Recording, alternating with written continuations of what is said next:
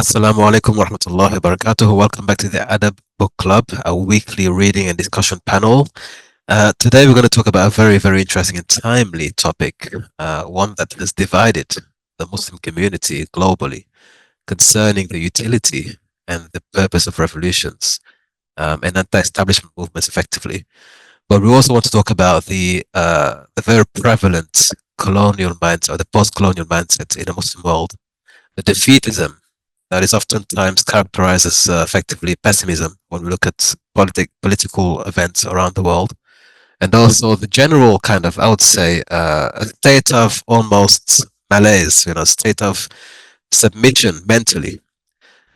We've been liberated, some of us in terms of national states, 70 to 75 years, but it appears as if we are still defeated mentally. So we're going to look at Ibn Khaldun as usual, his Muqaddimah, to explore this phenomenon, but also we want to discuss the way forward. So we'll look at another author, Fanon, to look at what he has to say concerning the post-colonial mindset. Without any further ado, we'll get into it. For those who have been following this series of lectures every single week, to participate in these live events, which we have every Monday, join the Adab Book Club, which is on Telegram. You receive direct invitation every week, and it's an open platform. You're more than welcome to join. In between every weekly session, we have a lot of discussion in the group, direct discussion. So you're more than welcome to join the Adab Book Club on Telegram. A link is provided below. So today we're going to look at wretched revolutions, the post-colonial mindset. Now, it's a play on words because the revolution that has taken place effectively in Syria on December the 8th, 2024, has taken the world by surprise. Many of us could never have imagined that we would see a day such as this. It's a wonderful event, a milestone, in fact, some 11, 12 years following the initial rumblings of a revolution in Syria when there was the Arab Spring. We've finally seen, the world has witnessed the end of the Assad regime. And of course, we're very happy, we should all be happy to see Muslims who have been imprisoned and tortured and completely subdued by this wicked establishment, finally relieved of this wicked in the land of Syria. But at the same time, it is still a revolution.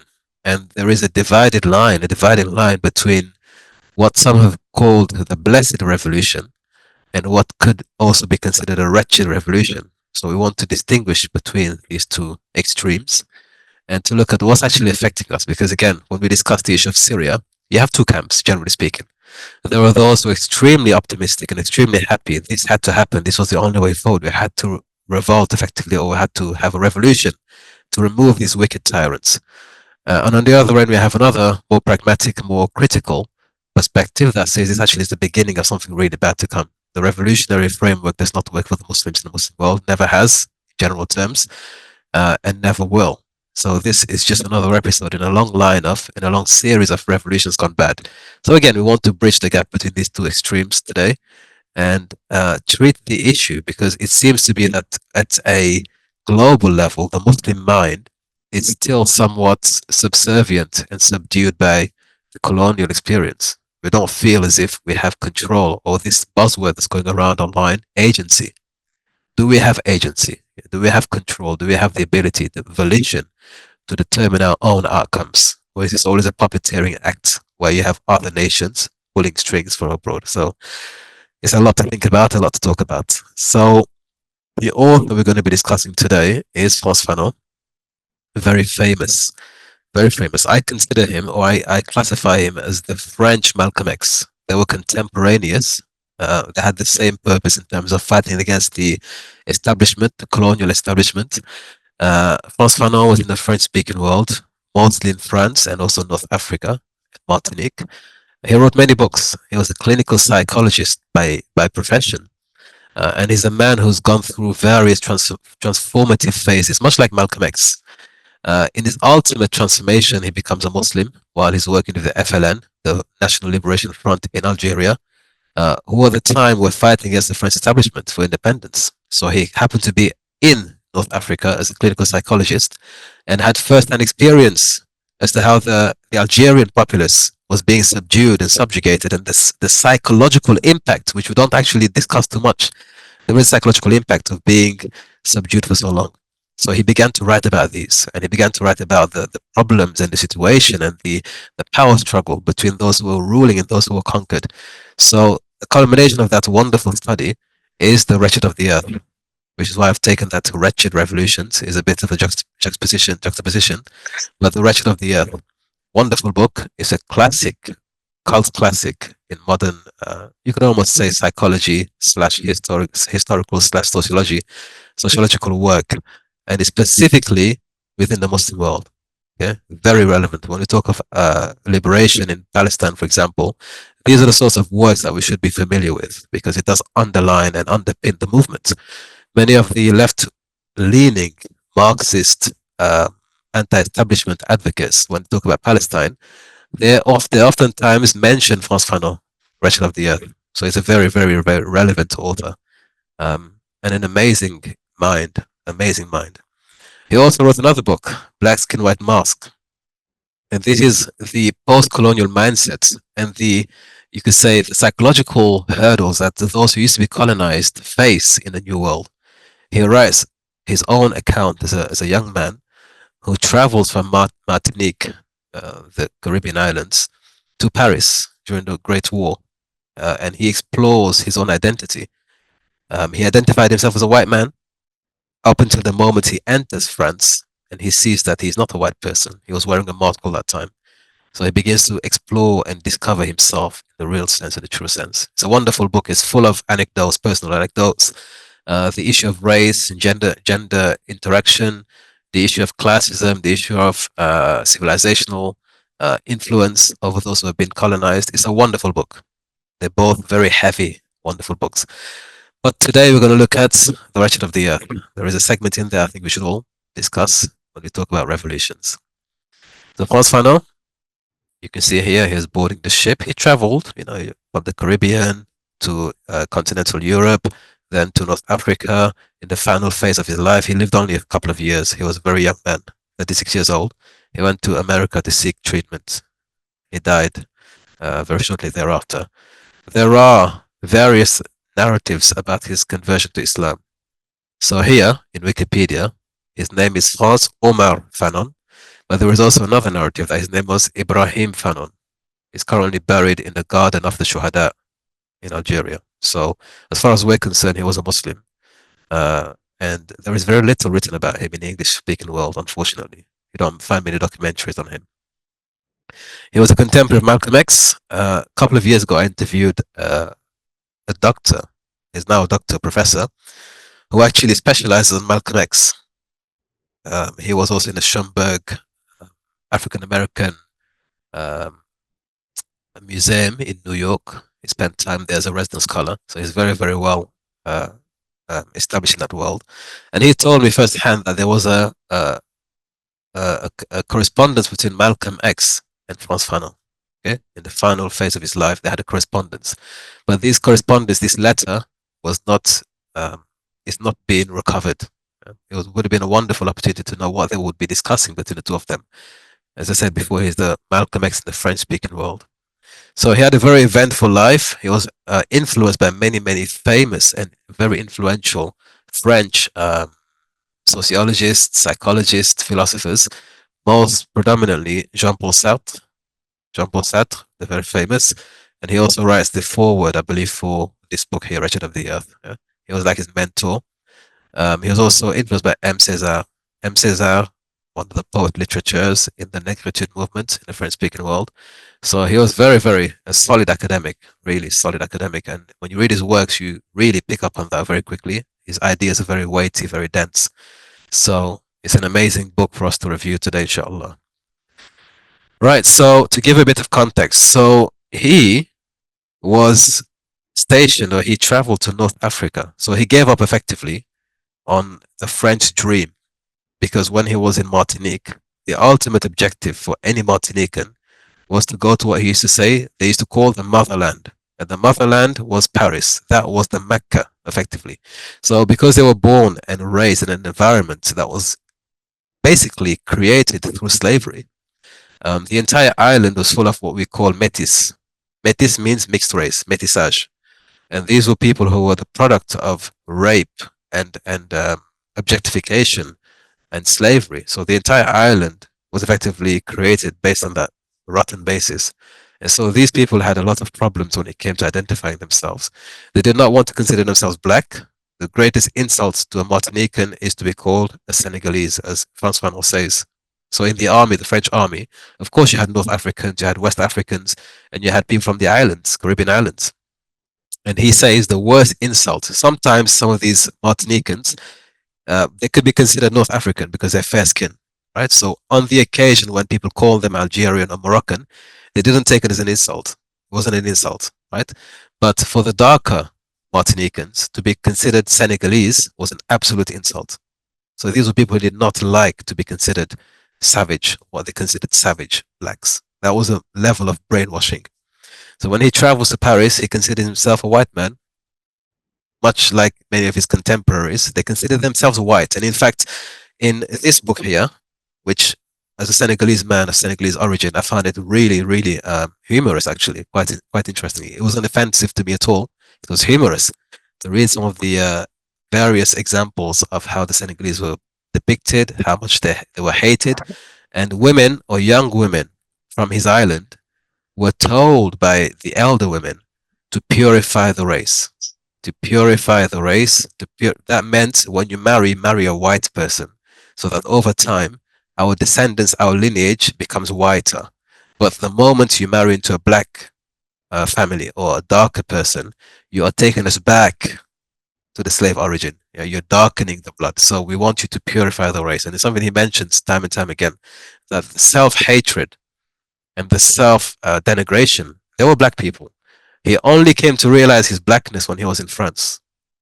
When he was in France, on an occasion when a young boy out in the streets saw him and ran behind his mother's legs, frightened, as if he saw a monster.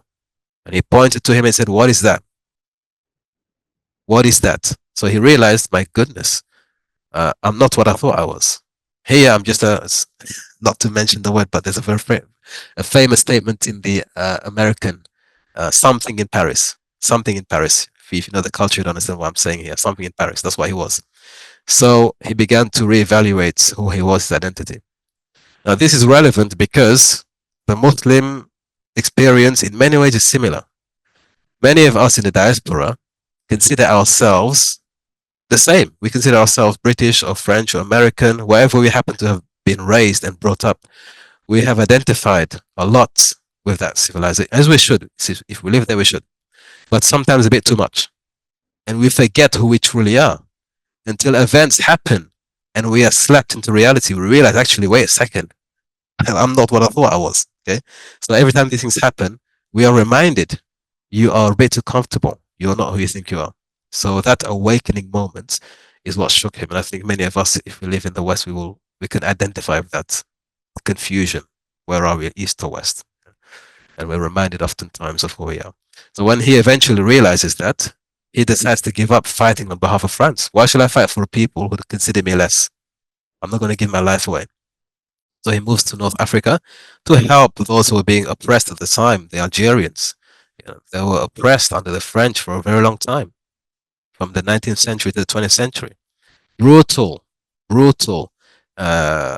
colonization, brutal oppression from the French.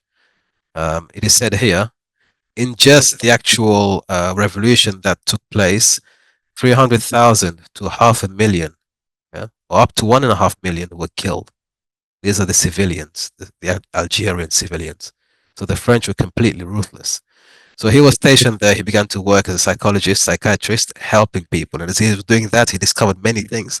The wound on the mind was far greater than the physical wounds. These people were suffering what you could call a trauma, a traumatic experience at a national level. So he begins to analyze that and look into it. Now, there are many pictures online. This is a course, this is part of the course that we cover in the historian program, Shadow History. We talk about the Algerian situation. And there are many images online. If you just Google Algerian colonization, French soldiers, you'll find horrific images.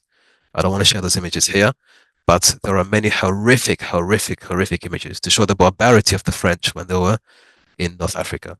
And by the way, ironically, when the French were in North Africa, they used to read Al-Muqaddimah. Some of the first translations of Muqaddimah in the European language were in French, because the French colonial administration used the Muqaddimah to control the Berbers and the Arabs in North Africa.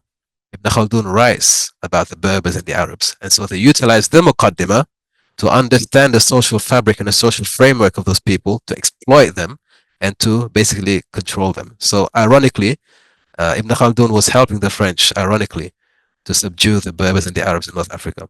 So there were many horrendous, but this is a very mild image, where they're basically holding men and women, and here are the French soldiers, complete control at that time. The French entered in 1830, and up until 1962, okay, they were there. So they were there for a long time. And again, one of the most brutal contemporary cases of colonization was the French in Algeria. One of the most brutal. So he went in there and the tail end of it and began to document the actual emotional, psychological impacts of this long and brutal occupation. So that's the book. If you want to read into that, Wretched of the Earth. You can see it. There's a what we call a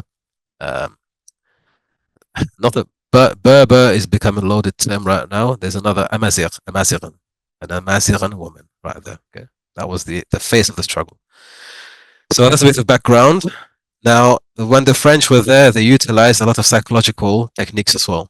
So for example, here is a very classical piece of propaganda that he talks about in his book. So this is where you have Muslim women, and these were posters at the time that were put publicly for women to read. And it says, "N'êtes-vous donc pas jolie? Dévoilez-vous. Are you not beautiful? Are you not pretty? Why don't you unveil yourselves?" So here is a woman who's unveiled herself. She's beautiful, makeup, earrings, and here are the other women who are supposedly ugly. And so to demean and to discourage women from continuing the practice of wearing hijab, niqab, and preserving their Islamic identity, they would have these sorts of adverts, right, to kind of humiliate women and to kind of push them out of their covering. N'êtes-vous donc pas jolie? Are you not then pretty? Dévoilez-vous. Unveil yourselves. This technique is still being used today, by the way, but it's more subtle. So they will tell women, our sisters, you know, you need to be independent, you need to be strong, you need to be self-determinant. The reality is, it's the same call. Unveil yourselves, O Muslim women. Yeah, it's the same call. So these are the sorts of things that they will actually publicize and put in Algeria. This wasn't in France, by the way. So when the French in 2024 say, we don't want women to wear niqab in our societies, we need to tell them, you were the ones who went to Algeria, found women in Algeria, and were imposing your cultural standards in Algeria. So you began to oppress women in their own land. When we talk about the Algerian and North African women, in their own home. You went there and you tried to get them there in their own home to unveil themselves. So there's a bit of hypocrisy there. So don't talk to us about preserving our cultural heritage in France when you were the first to go abroad and to export your own cultural heritage where it wasn't welcome. At the time you had scholars such as Ibn Badis, Abdul-Hamid Ibn Badis, rahimahullah, who established a council of scholars, ulama, to preserve and to revive the Islamic culture in Algeria. And we know the Algerian identity has suffered tremendously. I don't want to go into too much detail, but suffered tremendously when it comes to the Islamic identity as a result of the French. Then on the other side, we have the Marxists, who have their own propaganda. And they are also targeting the Algerians, telling them that you should be basically independent. You've been under 100 years of domination by the French, right? And you can see here, all of your natural resources are being used by the French, and you are like slaves. Huh? So you are not basically, for those who are actually in misery, is going to France. There's a French flag here, and it goes to the rich people. So it's being taken out of your lands, and it's being taken to Paris, where they're enjoying themselves in these canopies, right? And all the resources are there. So here, under the flag of the Communist Party, stand up for independence, or people who are colonized. Right? A lot of propaganda happening at that time. So he wrote his work in that environment. Very, very important. Okay, so he's calling for revolution. He's calling for armed struggle. He's calling for violence. He's calling for violence as a necessity to being independent. Wow, that was a bit of a mouthful. So let's look at the Muqaddimah. Let's look at the colonized mind from Ibn Khaldun's perspective. So in the 23rd discussion, a nation that has been defeated and come under the rule of another nation will quickly perish. Okay, so Ibn Khaldun here is speaking to the condition of a people who have been subdued, defeated for a long time, and what sorts of symptoms appear amongst his people. So he says the reason for this may possibly lie in the apathy that comes over people when they lose control of their own affairs. When people are in a situation where they are powerless, or at least it appears that they are powerless, for a prolonged period, they become apathetic, despondent. They lose hope. Right? They don't really have drive to do things for themselves because they feel as if we have no control anyway. They are doing this to us. They are controlling things. They have the power. They. And there is no internal sense of responsibility or agency. So they become apathetic. So he says when the people over a long time are under that condition, they become apathetic and they lose control of their own affairs through enslavement. Through enslavement, become the instrument of others and dependent upon them. Okay, that's a lot to think about. Okay, so if you look at the Middle East, because it's a very strategic and very, very critical region, our Rasul says as a prophecy, if Sham is corrupt, there is no good left in you. When Sham is corrupt, there is no good left in you. Sham is not just Syria. Sham is a greater region there. Okay, it's like the Middle East. That region there is Sham, including Palestine and Jordan. That is Sham. And when that strategic region is compromised, it's like the nerve center, the epicenter. There's no good left in the Ummah. So we are finding there are many nations today who are enslaved economically, militarily speaking, politically speaking, and they become the instrument of others.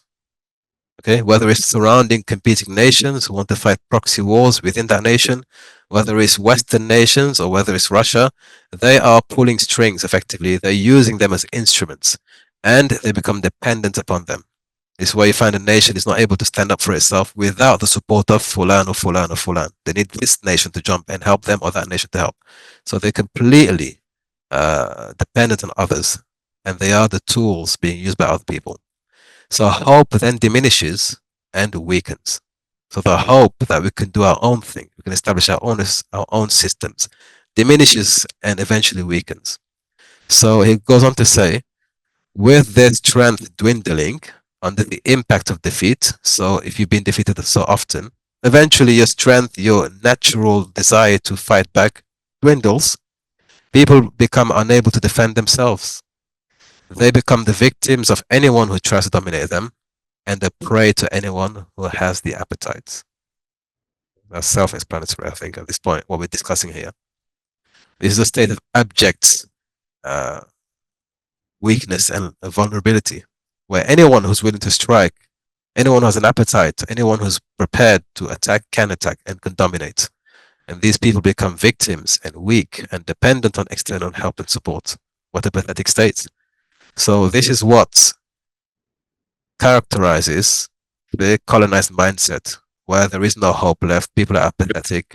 They always talk about what the others are doing. They have so much technology. They have so many connections. They have so much wealth. They control everything and never thinking about what we have, what we can do.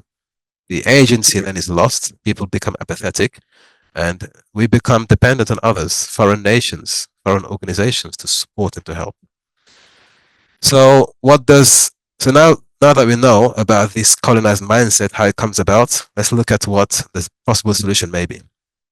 So Frantz Fanon in The Wretched of the Year, and again the preface is by Jean-Paul Sartre, who was his mentor. He goes on to explain to us the first chapter is on violence. Okay, so we're going to talk about how to fight back, but he talks of violence. Okay? Because revolutions are violent by nature. You can't be revolutionary and peaceful. It's about violence. You have to be able to fight back. So he talks of national liberation and national awakening and restoration of the people, whatever the name used, whatever the latest expression.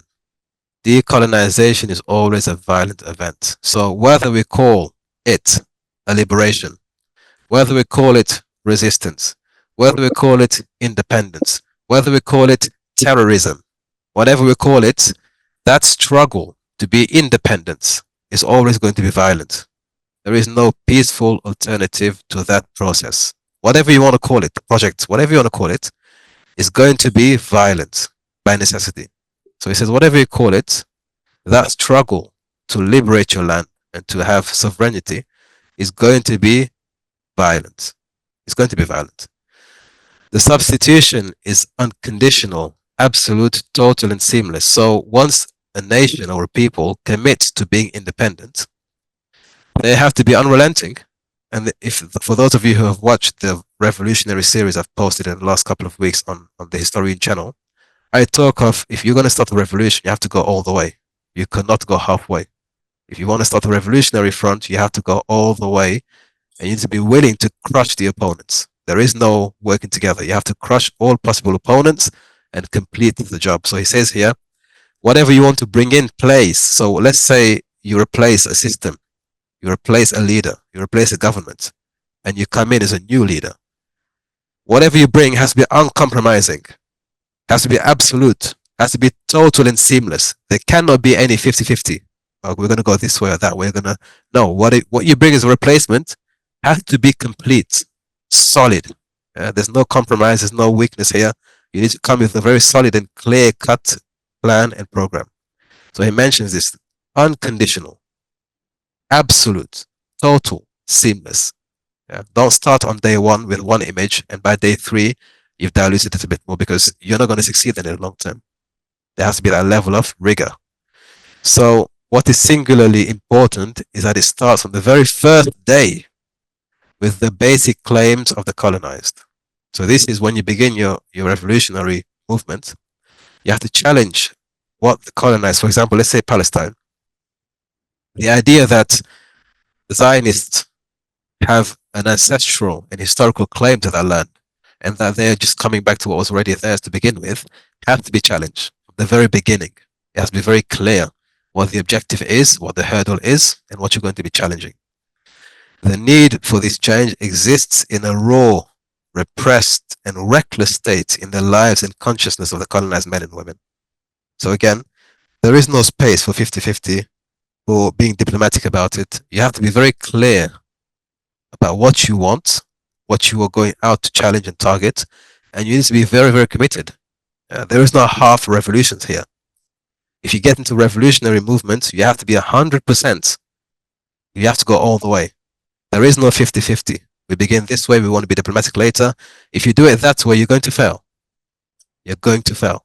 Right? So he's basically saying, once you become revolutionary minded, you have to go all the way. There is no compromise here. There's no halfway house. Decolonization, which sets out to change the order of the world, is clearly an agenda for total disorder. So when a people, a nation, let's take Syria for example. Okay, let's call out the Kamulinda Masjid. Syria is described as revolution. There are some quarters in the Muslim online space that call it a revolution. I disagree. Personally, I disagree. Because a revolution is totalitarian. You have to go all the way. You have to go all the way. You have to wipe out any obstacle, and you have to be very clear. We are coming to do this. We're going to implement this system. It has to be very black and white, clear, as he mentions, from day one. It can't be any obscurity. It can't be something that's obscure. Right? It has to be very clear. And also, when you go about decolonizing your nation, you are effectively changing the order of the world. There is a hierarchy. Right? There is an order where you have tyrants on top. You have settlement. You're literally changing that. So by its very nature, it's going to cause disorder and chaos. You're changing the system. It's not going to be comfortable for people. If it is comfortable, the question is, why is it comfortable? You're supposed to be turning the hierarchy upside down. It's supposed to be chaos. So if it's not chaotic, if it's not disorderly, something is wrong. It's not a revolution. Yeah. So he mentions here, but it cannot be accomplished by the wave of a magic wand, a natural cataclysm, or a gentleman's agreement. In other words, again, a revolution is not going to happen magically. You're not going to wake up one day, oh, they've conquered the land. right? It's not going to also be a gentleman's agreement. It's not going to be like diplomacy, holding hands, signing papers. That's not revolution. It's going to be something that is bloody, that is chaotic initially, that is difficult, that's going to rumble the establishment, all right, and shake everything up. And then eventually people get used to the new normal and you have a new system.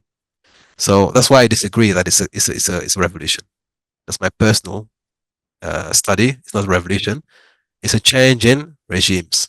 Okay? It's not a gentleman's agreement. It's something that is very clear in your face.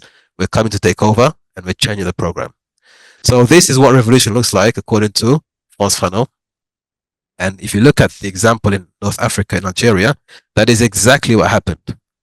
Exactly what happened. Up to 1.5 million people died to achieve that decolonization. And it wasn't something that was just, as it says, a magical wand. One day they woke up and everything was done. It requires a lot of sacrifice. Well, so that is revolution. That is the concept of being colonized in very brief terms. Let's open the floor for discussions. I'm going to put a question out there and then let's see what your views are. When it comes to the revolutionary spirit in the Muslim world, my personal, it's a very limited perspective, but my personal observation is we're straddling the fence. Because on one side, you will hear people saying we have to revolt, we must remove these tawarit, these tyrants, we have to remove these bogus governments, we have to fight back. But at the same time, there isn't a buy-in 100%. I don't hear often, for example, we're willing to do this until every man is dead. We're willing to go all the way. We're willing to raise up in arm. It's typically something in between. People want the system to change, but they want it to change because of petitioning, because of, for example, protesting, because of going to the UN. That's not revolution. That's not revolution. If you want it to change because you went to the UN or you went to the, I don't know which organization is out there to petition them, that's not revolution. That's working within the system. Yeah? So if you're calling for revolution, do it the right way. Do it the way that they did it in Algeria. Do it the right way. Do it the way they did it in Russia. Do it the way they did it in America in 1776. Do it the way they did it in France. Do it the right way. So I think there's a bit of cognitive dissonance here. We call for revolution, and when we are told revolution is not a good idea unless you're willing to sacrifice everything, you will hear people saying, "Well, you're an agent of the state. You want these tyrants to remain over us." That's not what I'm saying. If you're willing to do it and you can do it, go ahead with it. But you need to know what you're getting yourself into. You need to understand what you're getting yourself into. Once you declare revolution or you have the revolutionary mindset, you have to acknowledge the fact that it's going to be very disorderly, very bloody, very chaotic. And if we have the appetite and the commitment to do that, why not? Revolution is always open for us, but there are consequences. Who thinks revolution in the Muslim world is something that is still viable? Who agrees with that concept? Who thinks that the revolution in Syria is already successful? Or who thinks otherwise? The floor is open. Bismillah. Assalamu alaikum. Wa alaikum salam wa rahmatullahi wa barakatuh.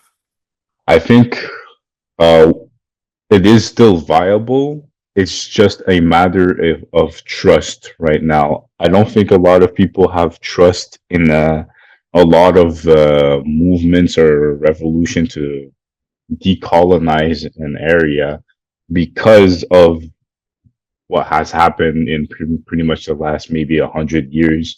Anytime somebody has had this view or goal of decolonizing a certain area, maybe it turns out they were actually agents and they were lying to us. So I feel like a lot of people have that fear, like that, those doubts that are still speaking to them. So they want more trust. They want to be more convinced or see convincing argument as to why I should, like, potentially lose my citizenship, leave or like transport my entire family over to a certain region and go and fight. Exactly. I mean, it's not easy. It's not an easy thing. When and Ibn Khaldun mentions this in his Muqaddimah, the same thing. He basically mentions when the people have been colonized for so long and subjugated for so long, they become cowardly. They become cowardly. So he says, for example, Banu Israel, when they were led out of the tyranny of Egypt into the desert, and they were wandering in the desert, their prophet Musa alayhi salam told them We have found a land. There's a real estate. There is a property. There's a place where we can settle. They had the concept of the promised land, right? So they already promised the land. And he said to them, here is the land. I think it was Jericho. I may be mistaken. Jericho, the land of milk and honey. So when they found the borders of that real estate, a few men went to scout. A few men went to scout, and they went and they observed, and they were looking through. Then they came back and told them about the land of milk and honey. So when you hear that expression, land of milk and honey, it's talking about that land that was promised. But then they were told that in order for you to enter this land, you have to fight. There is no entry based on peaceful terms. You have to fight. It's in the Quran. You have to fight. You're not just going to enter and take over. You need to fight and defeat those people, and then you'll enter.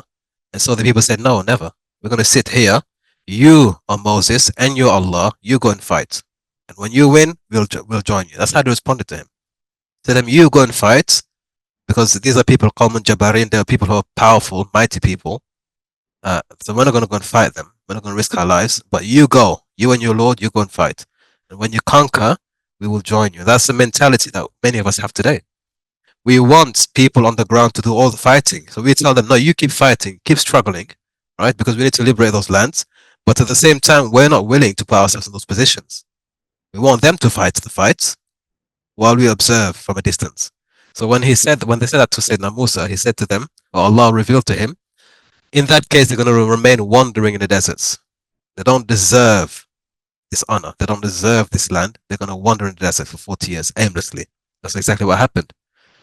Ibn Khaldun then mentions for 40 years, they wandered aimlessly until every person who was alive at that time who said no died off. A new generation arose and a new prophet arose, and he led them into battle. They had to enter through battle. There was no other way. There was no other way. So they went to fight and they were successful. That's how they became people in that land. So the revolutionary wave doesn't come to you just because you want something. It requires fighting. So in the case of Banu Israel. However, Ibn Khaldun dissects this. He says the reason why they said they don't want to fight, they had low self-esteem. They had low self-esteem. If you look at the response they gave, they talk about the people in the land as being almost impervious to defeat. Right? These are people who are powerful. So they looked at those people and said, they're too powerful for us. Right? So they were so used to being subjugated in Egypt, they had no self-esteem left.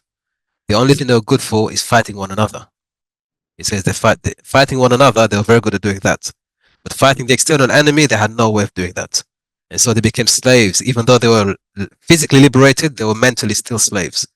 And as a result of that slavery, they could not be given a land to rule. So they had to wander until a new generation came up that had self-esteem and was willing to fight for what they wanted, and they got that. So then, I mean, we see these things. People who say, for example, Abdullah Hazan, rahimahullah, he would say, in the 80s, that the Muslim world is as if they consider America and her allies as gods. For them, these are undefeatable. These are civilizations that are beyond, any possibility of being defeated. So we look at them as some sort of gods, deities. That's not the reality. Yeah? And he used to talk about this revivalism in the Muslim world, where people begin to see themselves as being actually worthy and capable. And that's what happened after after 89, when the Russians left Afghanistan. There was a zeal, there was an age of people who saw themselves as, wow, Muslims can do this. Right? There was a revival in the Muslim spirit. And so that's a revolutionary revival at that time. But they were willing to fight to get to that point. So there is that. In 2024, we look at what's happening in Syria. We're very happy. And there is a revival in the discussion of revolutions. Are they bad? Because if they're bad, clearly what's happened in Syria is a good thing. So we can't say revolutions are bad because look what happened in Syria. Others will say, no, it wasn't really a revolution to begin with. Or revolutions didn't work in the other cases. So this may be just an exception. And this is where we have the disagreements. We have disagreements about how useful it is to use the term revolution. Is it useful for us? Is it even a necessity? Because without revolution, we're going to end up remaining in the state we're in for another 100 years. The same government, the same puppets. So we have to do something that is going to remove these people from us. And the only thing we can think of is revolution. Yeah. That's where the question lies. Is that really the case? Is there an alternative? Or, are we doomed to remain in the state we're in right now unless we're willing to fight these governments and rise up in revolution? I think it's very important also to know that, or to think about the difference between movement and revolutions. For example, and also to work within outside and inside when it comes to revolution. For example, if you call Syrian revolution, they work it out from within the outside power and inside power. Outside, which is somehow outside powers supported this group, and then different groups come together to the overall benefit. So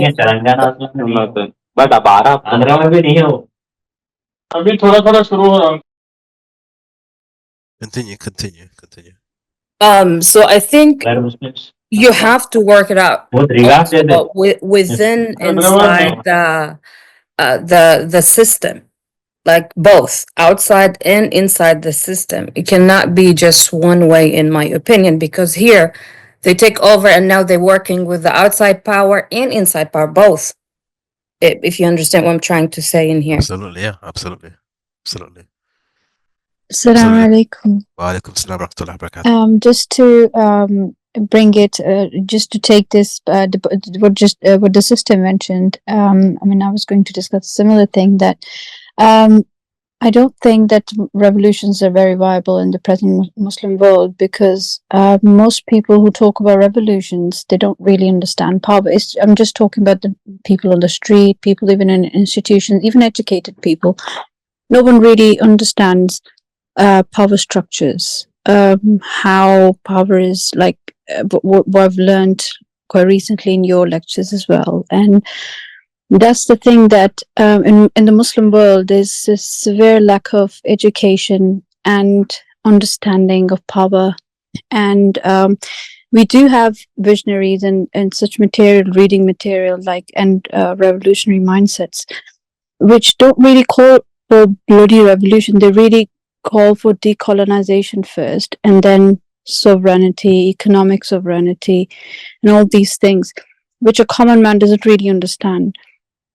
So, and obviously, if there is a preparation of such people in quite, quite a big number who are like both brave, educated, like whose thinking has been developed to the point that they're very capable of running and acquiring power and maintaining it. So then we can talk about it. Who are ready to go till the end. But then obviously there's no such preparation of such people, and always there's definitely, as you mentioned, there's blood involved. It's going to be bloody if we're ready. Like we see the Muslims right now.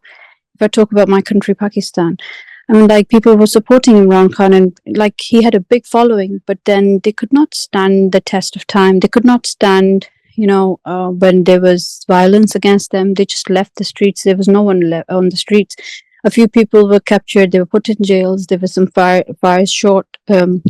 Some bullets were fired, and then women were assaulted. And then there was nobody was left to support him. I mean, I'm not from Imran Khan anyway, but I'm just mentioning this to just, people are not ready. They're not capable. So why talk revolutions now? I mean, if there's a team who's ready, I mean, then we can talk about it. Who knows power, how to acquire it, and then maintain it as well. And then who have civilization. Okay, if you want to bring a change, what type of change you want to break? You want to implement Sharia, you want to implement law, you want to bring justice. Okay, let's just talk about justice, Islamic system, whatever. If you're not educated or capable to implement that system, then why talk about revolutions? So that was just my input. Fantastic, fantastic insight. And I really like that you gave real world examples. Imran Khan, very right.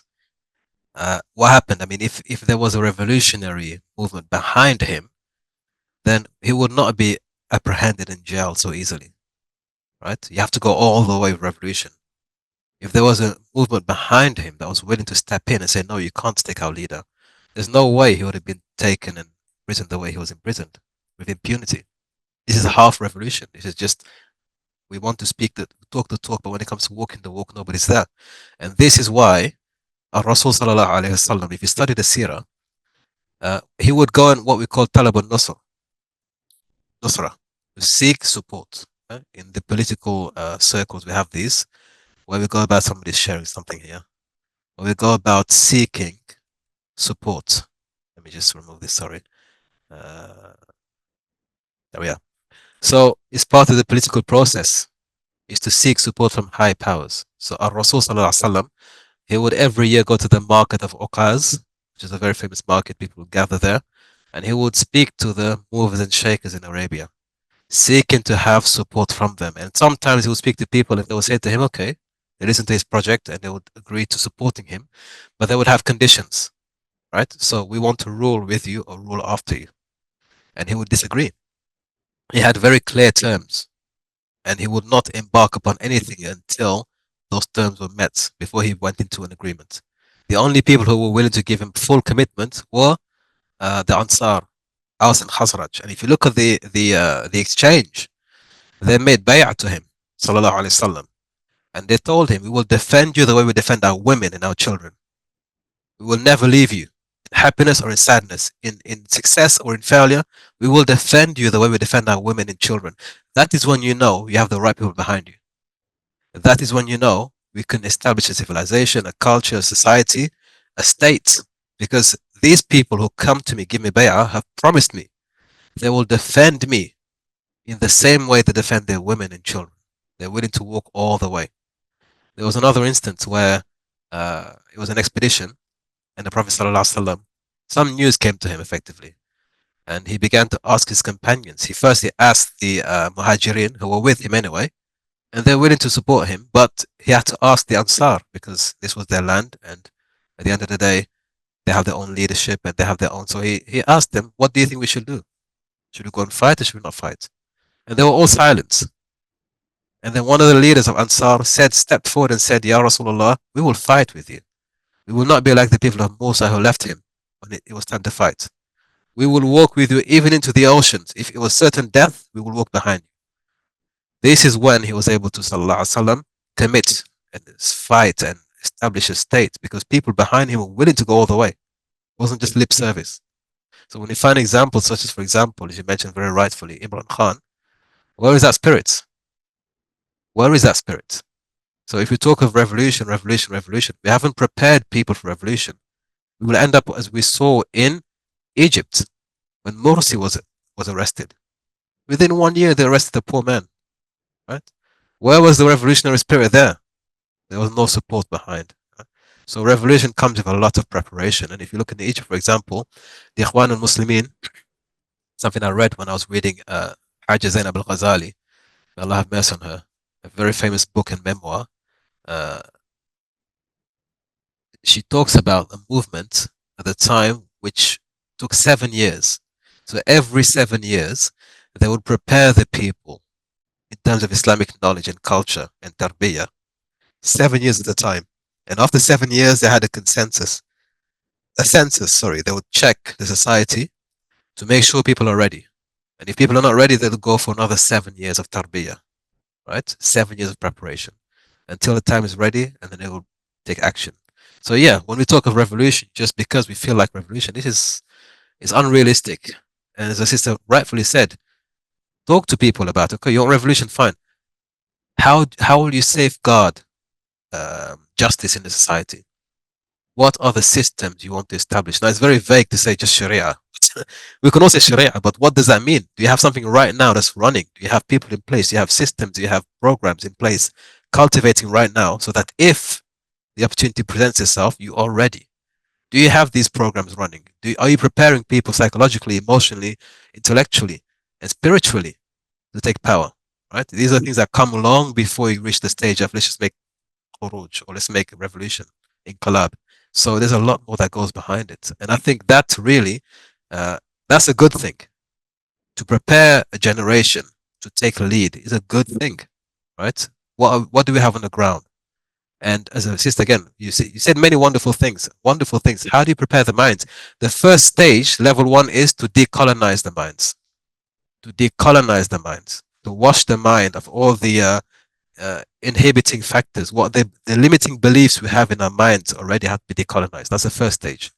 How do we have a program that decolonizes the Muslim mind from being a defeatist mindset to one of actually we can and we will, inshallah, and we're working on it right now. To raise a generation that already has a decolonized mindset that will then put them in a position where they can take leadership position. Because in the Quran, Allah says in the Quran that the believers they make dua, ربنا هب لنا من أزواجنا وذريتنا قرة أعين وجعلنا للمتقين إماما, and make us the leaders of the muttaqin. So leadership potential there to be cultivated. So there is a lot that comes before talking of revolutions, and we're seeing right now in Syria. And I am for the new government. I am pro the new government, but we're seeing already that it's not as black and white as many of us may have imagined. When the first news was broken, people began to imagine a khilaf would be established. Finally, an army will go and fight the Zionists. We're going to have this revival. But now we're seeing a very different image because it looks very different once you enter that field. You have to be diplomatic and you have to establish relations. Things look very different. Okay, so you have to prepare. Brother Oliver. And I think what is it called, the divide and conquer system the West employed has been very successful for them, because if you ask like Muslim nations to revolt against their leader or to uprise or have a revolution, what's the ultimate objective? That's the main question. It's not Islam based objective that the people are trying to accomplish. Usually it's, for the past 100 years, it's been a nationalistic kind of objective. And I think that's where we get it wrong, because, for example, Sham includes Palestine, Syria, and Jordan. But now they've been divided. Even after the recent incident, Jordan is not. Their hands are tied. They're not even willing to support their neighbors. And I think that's one of the big problem. The need to demolish the system that's been set is very important, I think. You're right. It's nationalistic. It's the wrong model to begin with. You know, it also includes Lebanon, by the way, and parts of Israel. So it's a broad region. It's a broad region. Somebody else had their hands up, I believe. Does anyone here have a different perspective? I want different perspectives here. Does anyone think, yes, the revolution is working, and this is exactly what we needed, actually? What we've seen in Syria is a model to be replicated, and this is actually a huge success. Does anyone have that perspective? Don't feel shy to come forward. Does anyone feel that, yes, this is a good thing that has happened? It is the model we want to replicate in other nations surrounding Syria, and this is a proof that it actually does work. I do actually agree with that. Okay, Bismillah. Do you want to add anything more to that? I mean, it's important first to what's for us, as you said in the beginning, to identify what's a success. We may not have a complete success, but I think we are on the way there. Because you have to start it. If you never start it, you never know what works or not.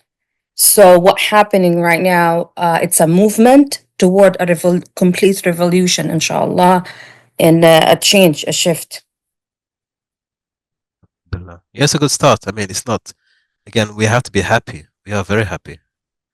It's about how we conceive of these things. How do we kind of, when we talk of revolution, system, regime change, it's also at an individual level. You know, the mind also has to be liberated. The mind has to be liberated first and foremost. We know when we observe how we as Muslims in the modern age operate, how we think, we are still under the yoke of colonialism. Our mindset hasn't been liberated yet. We're not mentally liberated on a broad scale, I'm talking about here. We haven't liberated ourselves mentally. So we're still under the influence of the old order. That's also something to be addressed, because You can only go as far as your mental state allows you to go. If you believe in the idea that there's a superiority complex, that the European nations have all the power and all the agency, and they have all the intelligence, and they have everything is good and everything is superior, then that will have an impact on how the people on the ground think and operate. If, for example, we believe that without Western support, the new government in Syria will never succeed, right? Without the Western buy-in, they will always be subdued and subjugated because Israel has Western support. That also has to be addressed. Are we truly liberated in our minds, or are we still under the spell of Western superiority? Brother Oliver. Assalamu alaikum. You hear me? Wa alaikum salam. Very well, very well. Yeah, I had just more of a question to add for the discussion. It was, I guess, two parts. I guess one part's a bit more relevant. I guess then, what is the role of the Western Muslim in this, in generating that change and prepping the next generation? And two, this is not necessarily directed specifically at revolutions, but more with the colonial mindset. For example, me, I've come to Islam, and I am empowered by it, and it's been a changing force for me. Whereas then I see Muslims across the Middle East and South Asia, etc., who have these mind traps and the complexes that come with colonialism. And so I guess then what's a role for people like me in helping and contributing to that change? Good question. Does anyone want to chime in with that? What is our role, if those of us who live in the diaspora, what's our role in this? How do we contribute? Because oftentimes we're shut out of the conversations. I've been very vocal from October 8th, sorry, 2023. I've been very direct in what I think anyway, which is an opinion. But oftentimes we are told, because you're not living in that region, you shouldn't have really a say. Let those people decide for themselves what's best. Is that the best way forward? I mean, should we just remain silent observers?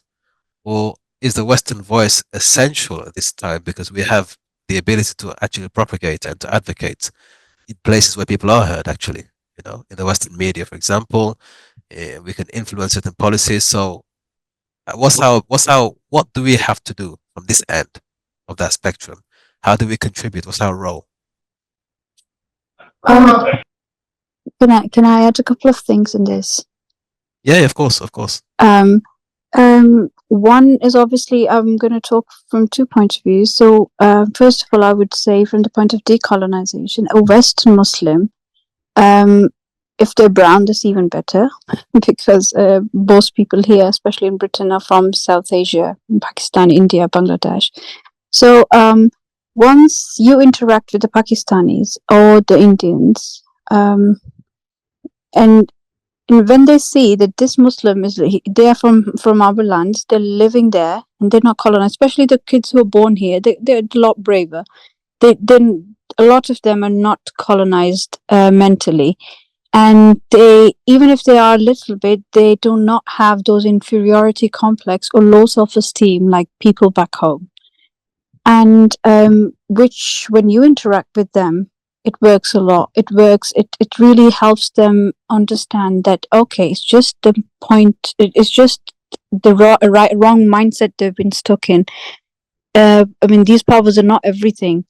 And Muslims can still have high self-esteem. They can still be decolonized. They're just normal people. I mean, it's not, and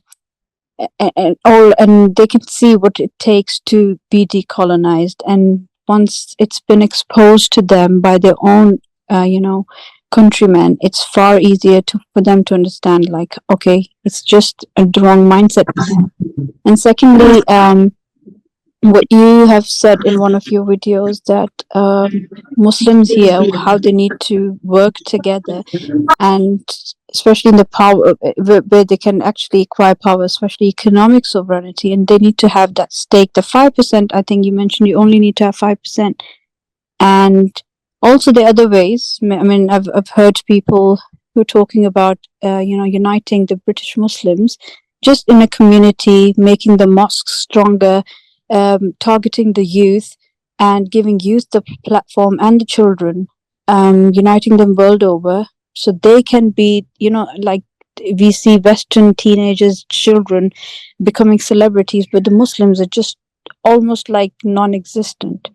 So our children and our teens becoming those celebrities, taking the center stage, taking the power from the Western countries, and obviously in a planned and organized manner, and then just spreading the message, especially to Middle East and especially to South Asia. So that's my input on this. Barakallahu Fiki. Does anyone agree or disagree with that?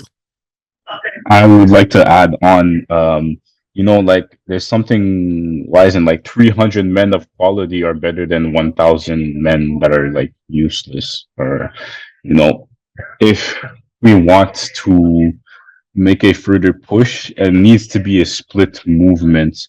One portion is you would have like in the West people who go for the government, people who are like well allocated to be like spokesperson against the governments. They take those positions, they strengthen the community within the West. But another portion, those who aren't able to do that, I think there needs to be a bigger pushback in the sense that like, okay, if we can't help out in the West, maybe we can help out back home in the Muslim world.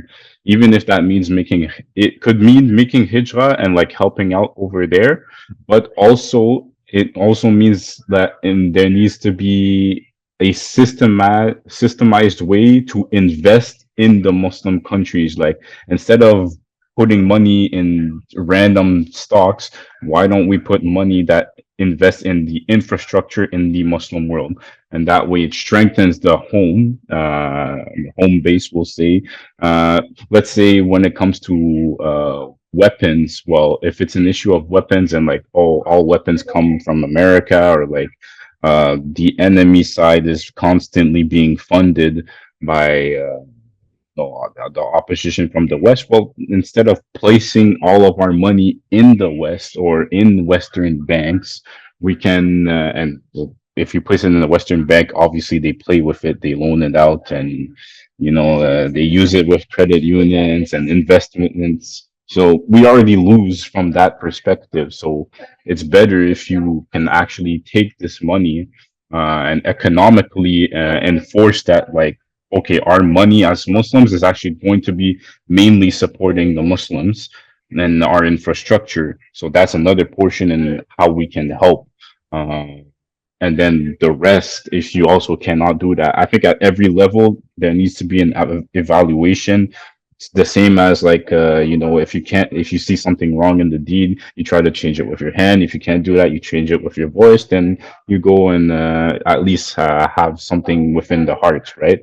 So at every step and level, there's something that everybody can do, and like that needs to be presented to the people, so people actually have an idea of how they can make a use of themselves within the community. Barakallahu Fikum. And do you think that there is any utility in Muslims living in the West at this current stage? Does anyone believe that the solution, first of all, has to be, because we hear it oftentimes, Hijra is a solution, right? The first step one is Hijra. In the same way, step one in the Sirah was Hijra. You need to leave Mecca before you can make any potential change. You need to leave Mecca first. You need to make Hijra. Does anyone believe that there is any utility in Muslims living in the West for this greater change to occur in this current state of affairs? Is there any strategic benefit of having Muslims in the West? And if so, what's the benefit? Or is there anybody else who believes actually no, step one should be make Hijra, strengthen the Muslims in number, and then we can talk about revolutions or maybe systematic change? What is your view on that Hijra question?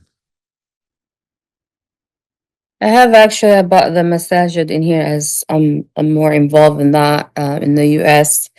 I do want to say actually there's a lot of colonized, slave-minded Muslim in America that weakness any movement or revolution overseas.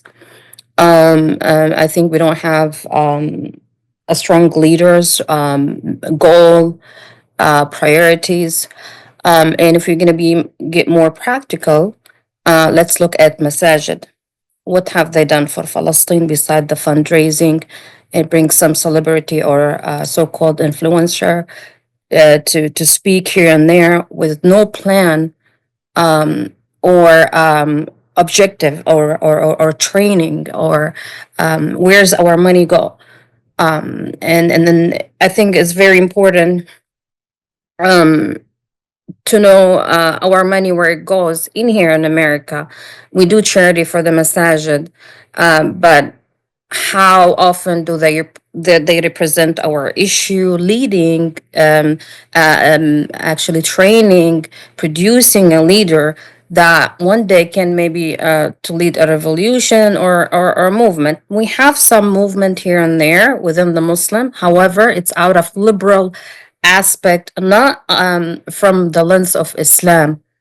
I would say in America, and I think this is again make it more weak because we look up even in here in America, we look to the liberal white organization to free us. We don't have that initiative and lead. And I'm focusing on the masajid because unfortunately the masajid, because they don't do what they're supposed to do, we have now produced a lot of organizations that they do. You have organization for refugee, you have organization for social justice, you have organization. This is the most the hard court of the community is the masjid. This is a masjid job.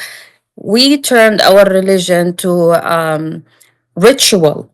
It's not a practical anymore. You feel, all we do, we hear about Umar, mashallah, we hear about him and the governor in Syria and in Iraq.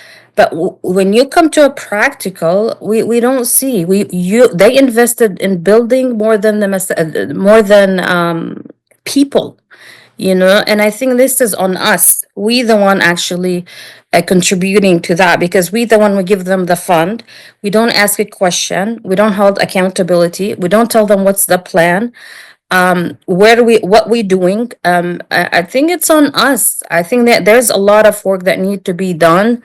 Where our money goes, I think is very important because I believe if any masjid or organization is silent, the first thing to ask who fund them, and then second, who lead these his people and who's benefit from it. So no, I think the overseas is more decolonized minded than here, in my opinion. I feel here everything we do or organize have to be with a liberal white organization or feminist or there is no presence actually for the Muslim so-called leader, whether in UK or in here. Like what did we achieve?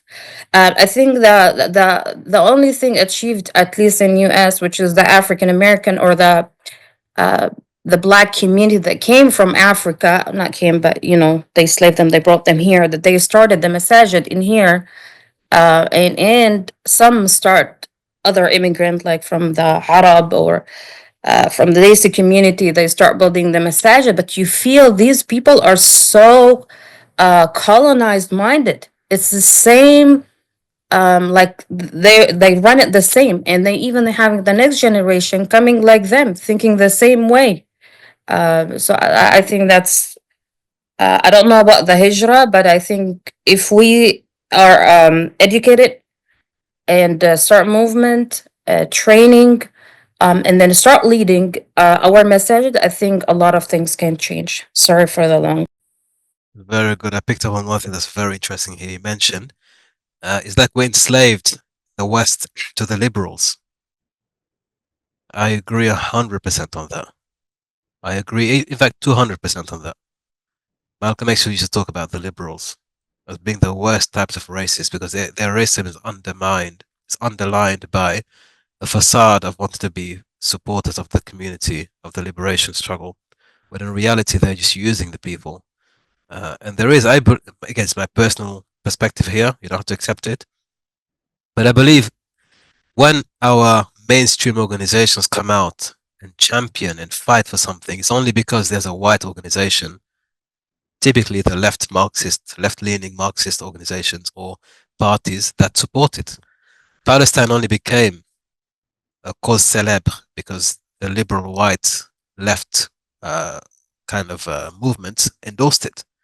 And we're seeing now, actually, at this stage, we're seeing a very interesting dynamic where that same pillar of society is telling us, no, what's happening in Syria, we don't want that. So where they supported the whole Palestine liberation and made it easy for Muslims then to say, yeah, we want to support Palestine openly and confidently on Twitter and certain things. Now that we have another situation that we Muslims are happy with, but those organizations are not happy with, it's difficult now. See, because do we go with them or do we go against them? So it reveals a lot actually about when do we have the courage to speak up. Only when there is an organization in the left, typically, as I said, the liberals, the feminists, those types of people. When they speak, we follow them, right? But when we have to speak on our own behalf, it's a bit difficult. It's a bit more challenging. So are we really liberated, or are we still colonially minded? That's a very good example you gave, sister. A very good example, and I agree with you actually on that. I think the only time we're going to be leaders in anything is when we can choose our own. I wouldn't say decree because we believe in Allah subhanahu wa ta'ala. He decides our decree, but we choose our own agendas. When we decide who we're going to support, when we stand up and say, no, this is a cause we're going to support, we're going to spearhead this cause. If you join us on that, no problem. But we're not going to wait for permission from this organization or that organization who makes it safe for us to speak out. There are many names, A-listers, who don't speak on certain topics because of the fear that will land them in trouble. However, when that becomes a mainstream topic of discussion, when there are mainstream journalists who are championing on Twitter, for example, then they come out and they support because they feel that it's safe to speak about this topic. That's not a mentality of champions. That's a mentality of people who follow. Okay, people who are following behind the masters. So that was a great example. So, I mean, is the community in America, are they revolutionary minded? Are they going to help liberate the Muslim East or the global South, or are we more in need of liberation ourselves before we can help anybody else? Sister Mahrin. I'm just gonna, I think, touch on a few points. I agree with what Sister Hafsa said earlier on about revolutions, but I think all Muslims are revolutionary in some way because the Quran itself is a revolutionary belief, a book, everything about it. So when we hear ideas about people speaking up for justice and wanting justice, we agree with it.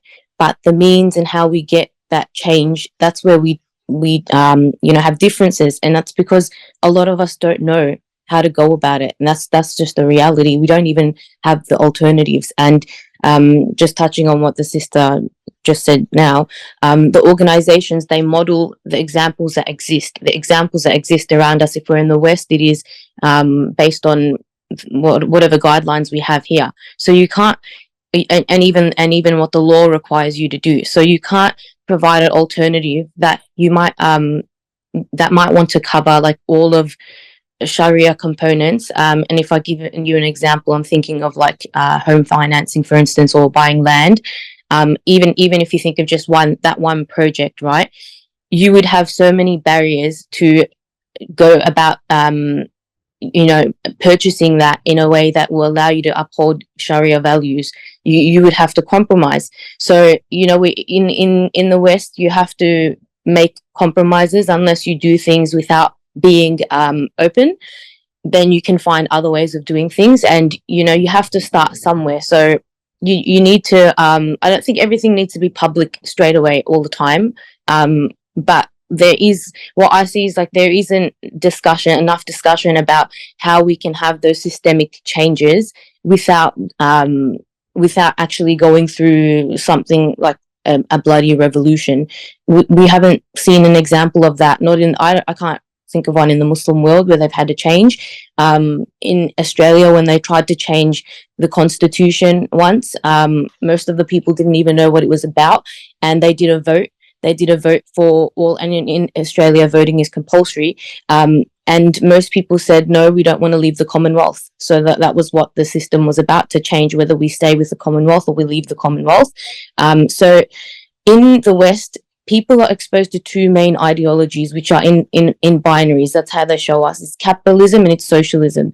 And if you're a socialist, you can do protests and you can do all of the things we see happening by the left on the streets right now, and we join in with that. But they know that their limit is at the voting, at the polls. they know that's where the limit is. That's where they can express their change. They can by getting into blocks. So democracy is this this like superior sort of strong institute, or this system, not an institute, this system that they protect, because it's secular. It's supposed to be a space for everyone, but we know in reality it's just an illusion of choice. So yeah, I guess I don't think that all Muslims need to leave the West right now. Every Muslim is at a different stage. So it's really about knowing when is the right time for you. Are you prepared enough to leave? Do you have the skills? What can you offer? What can you offer to wherever you go? And will they accept what you want to offer?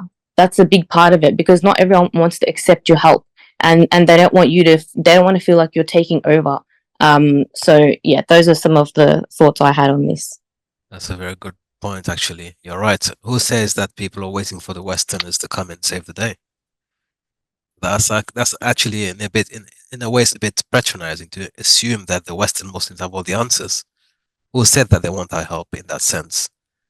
So that is right. The savior complex, that because we come from the West, we're going to suddenly have all the solutions, and unless we move there, the situation won't change. That's actually a presupposition that we have something that they don't have, which may actually be the opposite. That's a very good point, actually. An observation there. Does anyone else have something? Yeah. Wa alaikum salam. Assalamu alaikum. Wa alaikum salam. Jazakumullah khair. This is a very great conversation. It's my first time contributing, and I'm new to the channel, so barakallah fikum for everything. I was thinking about this, and I thought maybe, the West, I think, did a really good job at re-engineering the Khalifa concept, the Caliphate concept, and if you really think about it, for a majority of us that have left either the African continent or the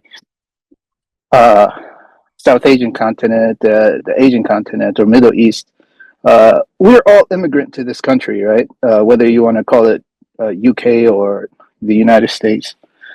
And so our perspective about revolution is going to be completely different than, for instance, our parents or our great-great-parents. I'm originally East African, and so it, that concept of revolution stands out a lot. Our parents were in it in the 90s and and 80s, and there's a lot of history behind revolution from our side. But I think the concept of revolution in itself, I think, for Western Muslims, for instance, is I don't think is in their minds at all. I think it's something that's very foreign, something that is very of it because of your daily, everyday life. Your reality of every day and how you live your life. Yes, Islam is part of your life. And that's because the system includes it in your life, right? It allows it. It lets you do anything you want religious-wise, right? To a certain extent, right? We all know our difficulties in the West and how certain things are hindrance to our daily life. But in a holistic standpoint, you can mostly do everything you want to do. It just seems like I think revolution may be the wrong word to use, maybe, but I think it has to be more of a concept of what is your purpose and what are your goals that you're trying to achieve, right? And you can take that from a basic Islamic concept of what are we trying to achieve, and I don't think it's revolution. I think it's different concepts, right? So Jazakumullah khair, that's kind of what I was thinking about as everyone was talking. But Jazakumullah khair. Barakallahu fikum, barakallahu fikum. Sister Yasmin has a hand raised. Yeah, assalamu alaikum. Can everybody hear me? Very well, very well. I wanted to go back to the conversation that talked about preparation for a revolution. And I wanted to know I'm curious about what does that image look like? What does it feel like? What are we hearing? If we can like engage our five senses. Because I feel like, knowledge has increased, resources has increased. I grew up in the United States of America. And as far as the children that are being raised here, yes, there are a few children who thrive and they do good things. They come out of their schooling, they come out how their parents quote unquote want them to be. But like most of the kids that I'm around and I look at, they don't withhold like traits of bravery, or it's stripped away from them via the environment that they're in, whether it's by non-Muslims or Muslims. So yeah, that's what I'm curious about. Those are my thoughts. So in Khaldunian terms, they become sedentary. They become soft. Right? They are so used to luxuries and convenience. The natural drive for self-determination, for self-preservation is taken away. They become sedentary people. Brother Osman has his hand up. Assalamu alaikum. Please, can you hear me? Very well, very well. And like Ustad Ibrahim, I just wanted to voice my appreciation and my love for my brothers and sisters in this group, because initially I've been following you and this is the first time I'm actually participating.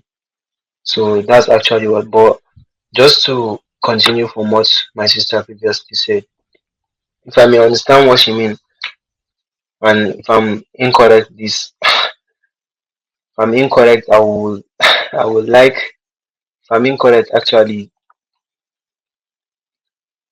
what I mean is regarding what she said. I think one of the reason that we Muslim are kind of backward, and I don't think revolution will be our option now, is first of all we don't possess the confidence. Actually, we kind of have this inferior complexity. I think this part of us that always feel like we are inferior in society, and I think it's due to the media and how we have been portrayed. I don't think in general what I'm trying to express is we don't have that confidence, yes, we don't have that trust in ourselves. And also one of the fact that I think we have this is because of, yes, we have not yet understand our deen, and we don't yet have that, should I say again, or trust to start. I don't know how to put it, but that's just actually what I want to say.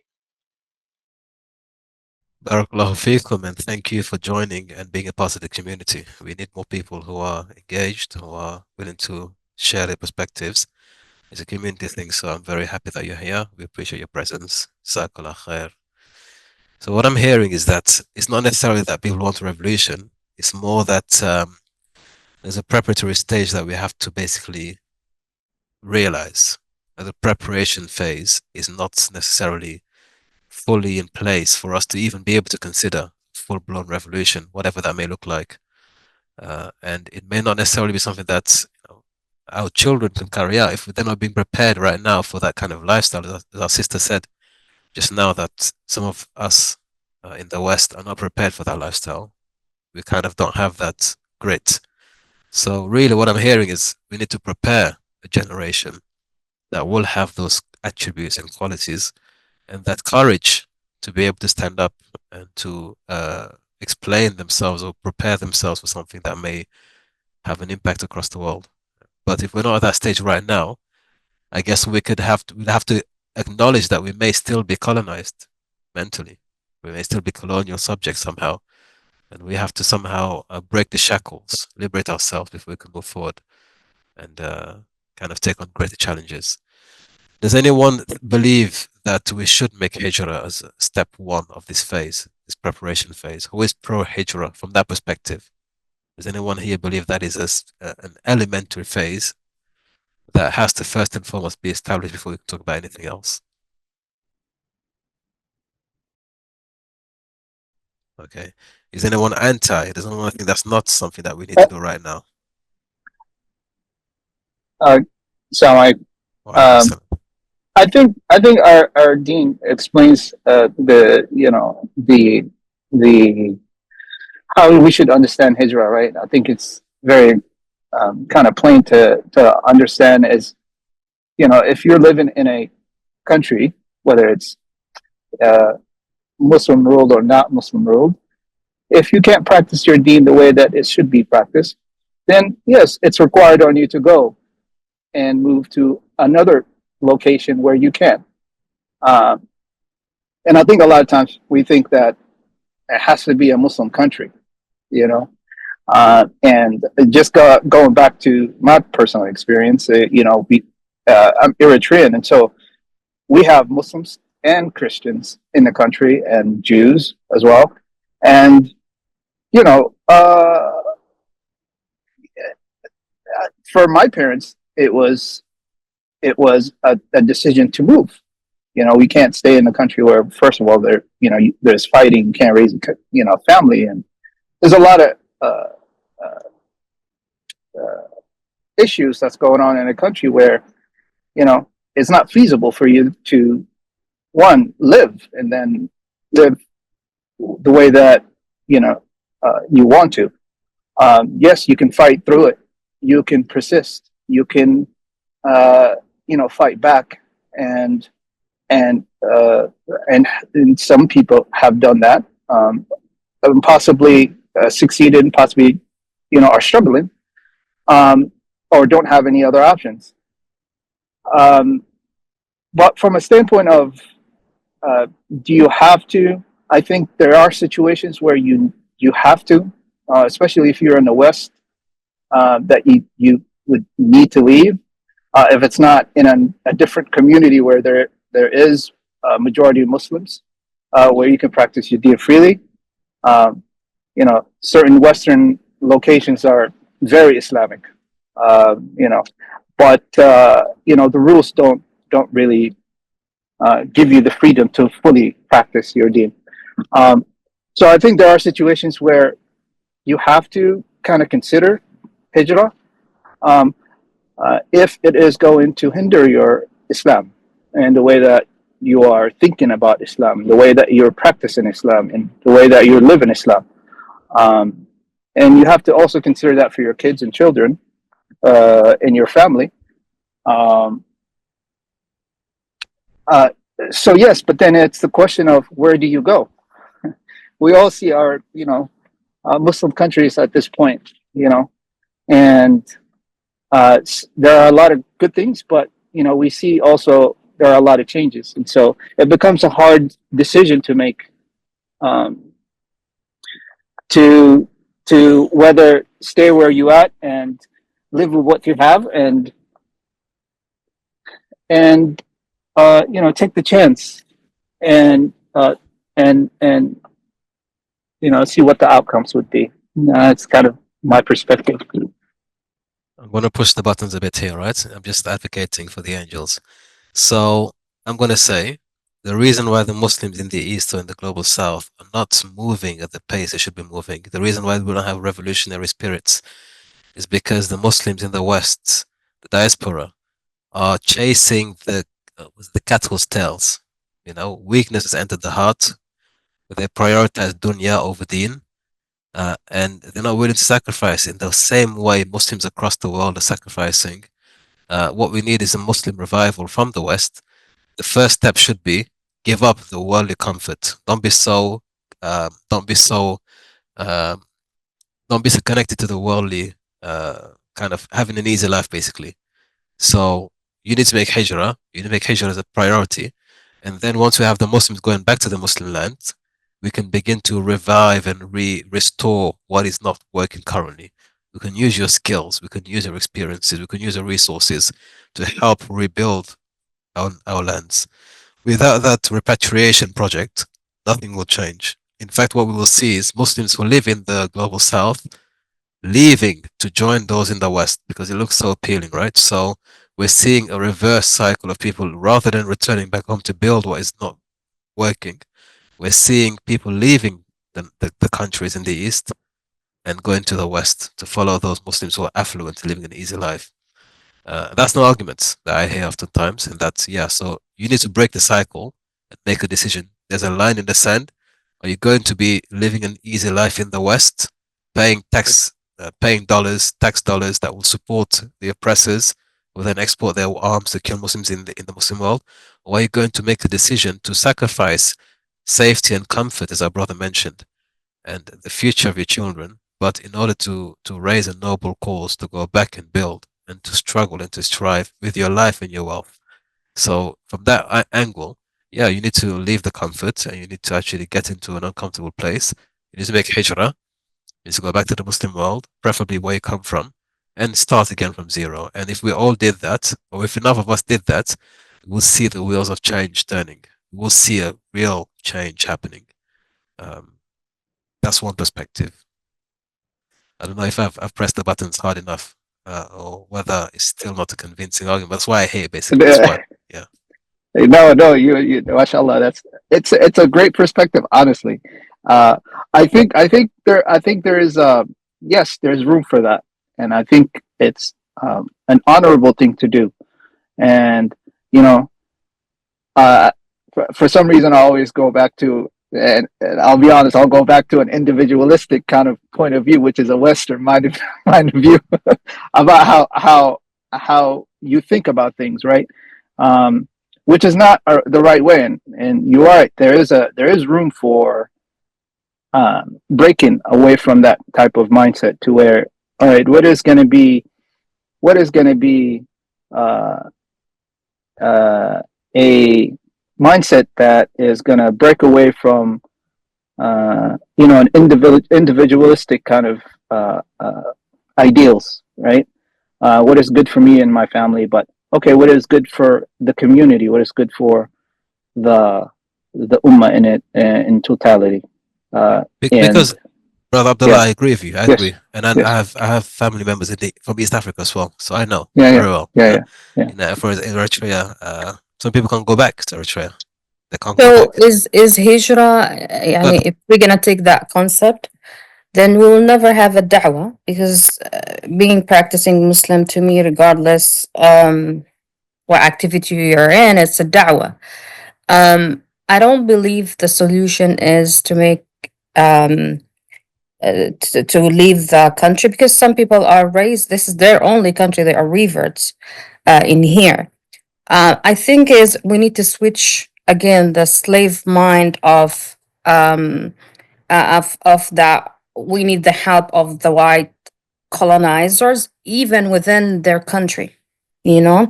So for example, we're talking about the main heart of the Muslim community is the masajid where they gather, they do everything there. We have to go back to this. How many Islamic universities do we have in America, for example? How many Islamic school that everybody can afford? So Muslim kids, they should not be taught by the government and raise them for us. How many do we have of that? I think education, and this is also they can colonize us through education. I think this is the sneaky way that been happening. Like the curriculum, even it is they teach us their history, not our history. And then by the way, they're changing that now in overseas. Like for example, in Egypt, I saw recently, they saying they're gonna fight anti-Semitism, so they're changing some curriculum in Egypt. So I'm assuming in here in America we can do a lot if we have the right mindset, leaders in community goal. I think we can produce leaders that we can shift things and have our own system.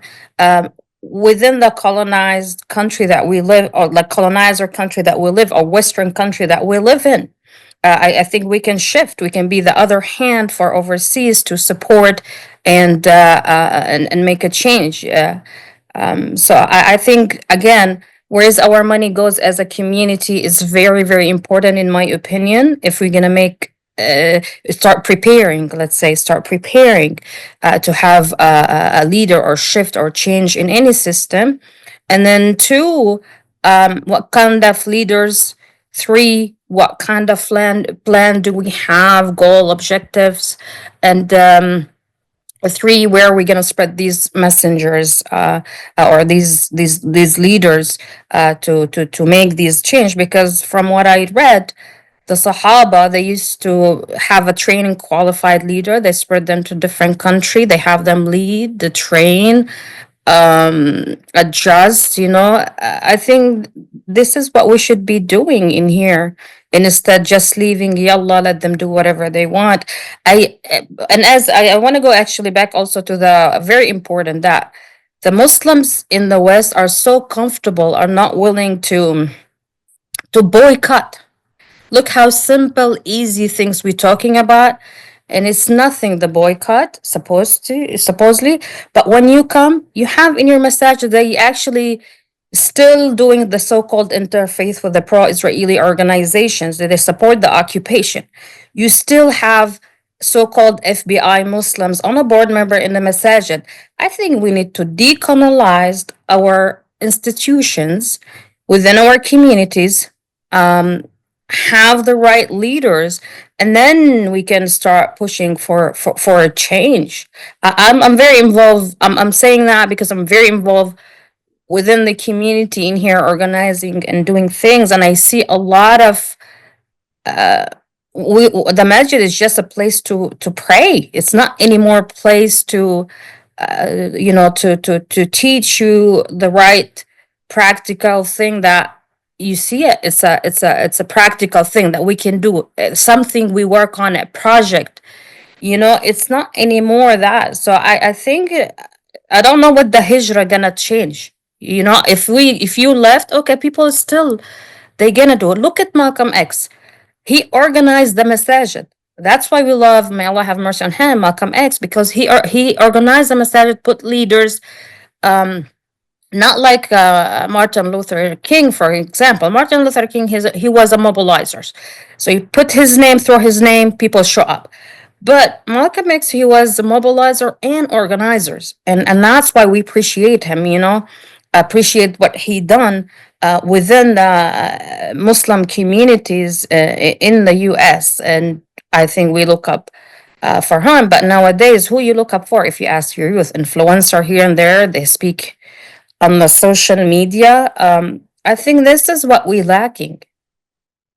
Malcolm, rahimahullah, was failed by the Muslim community. He was alive and also when he died. In fact, when he died, no imam, no community in the Muslim diaspora wanted to attend his funeral, and they refused to take his body. His friends, and they had to call as many people as possible, and nobody wanted. There was a fear of being associated with him. He was too radical, even in death.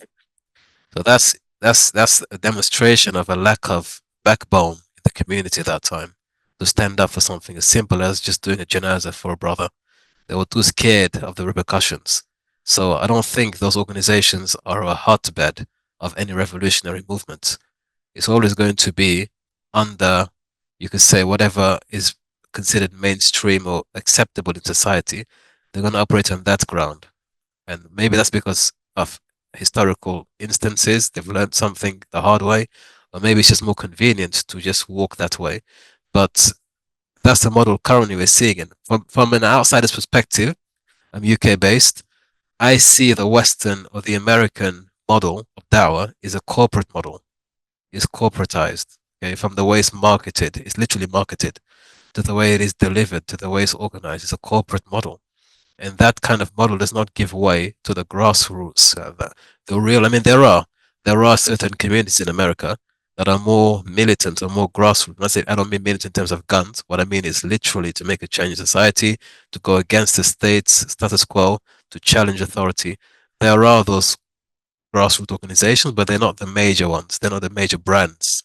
They're the minor brands. So it's always going to be an obstacle.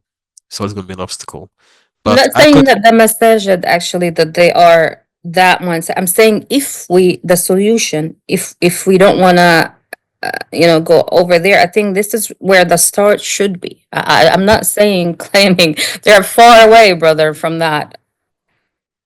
I agree. I mean, yeah, I mean, I see what you're saying. Why don't we fix what's closest to us first and foremost by making use of our resources in America or in the UK or wherever we're in the West, by turning the masjid into what it should really be, and then we can kind of affect change that way.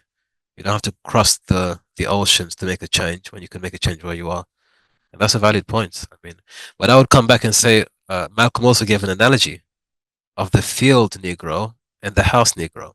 The house Negro is not happy, is not prepared to leave the house because even though I'm a slave in the house, there are benefits I'm not willing to let go of. Whereas this field Negro, he knows, just give me the go and I'm ready to go. I'm not willing to stay here. So, with that analogy that Malcolm gave himself, maybe those of us who live in the diaspora are not yet ready to sacrifice. We're not ready to leave the house because we know the house has benefits. Even though we're eating from the leftovers, we have certain barriers. We're still in the house. We still enjoy the warmth and comfort of the house. And so maybe until we're willing to join the field Negro, there's no revolution. Until we're willing to join the field Negro. In fact, there are many accounts that over the centuries, there were many plots hatched by some of the slaves to revolt in America. And every one of them failed because there's always somebody in the house, a house Negro, who was always going to tell the master about the plot. So they never succeeded in any of these plots.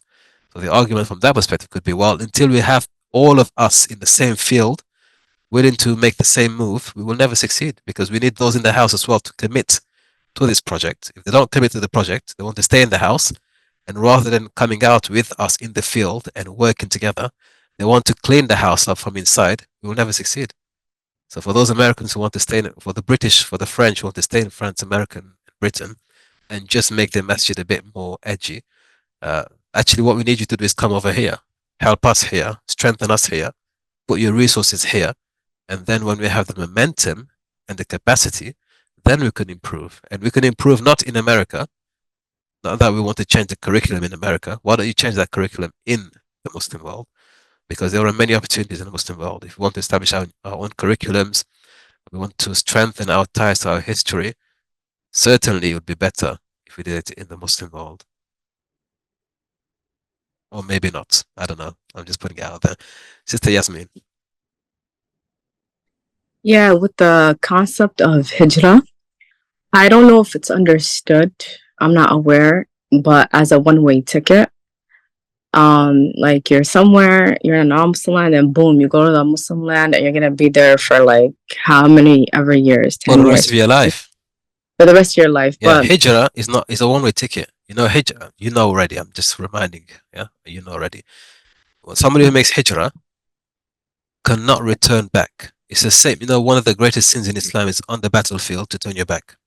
Unless you turn your back because of strategic maneuver, there's a strategic maneuver that you turn back and then you come back. But if you run away, you turn your back in battle, it's unforgivable in Islam. It's one of the greatest sins. It's an unforgivable sin to enter the battlefield and then in the heat of the moment to turn back and run away is unforgivable. Yeah? Hijrah is the same thing. Once you make the hijrah, you leave that destination, you can't go back. It's a major sin. Yeah, it's not one of those convenient. I'll go for 5 years and then when things get better, I'll come. No, it's a one-way ticket.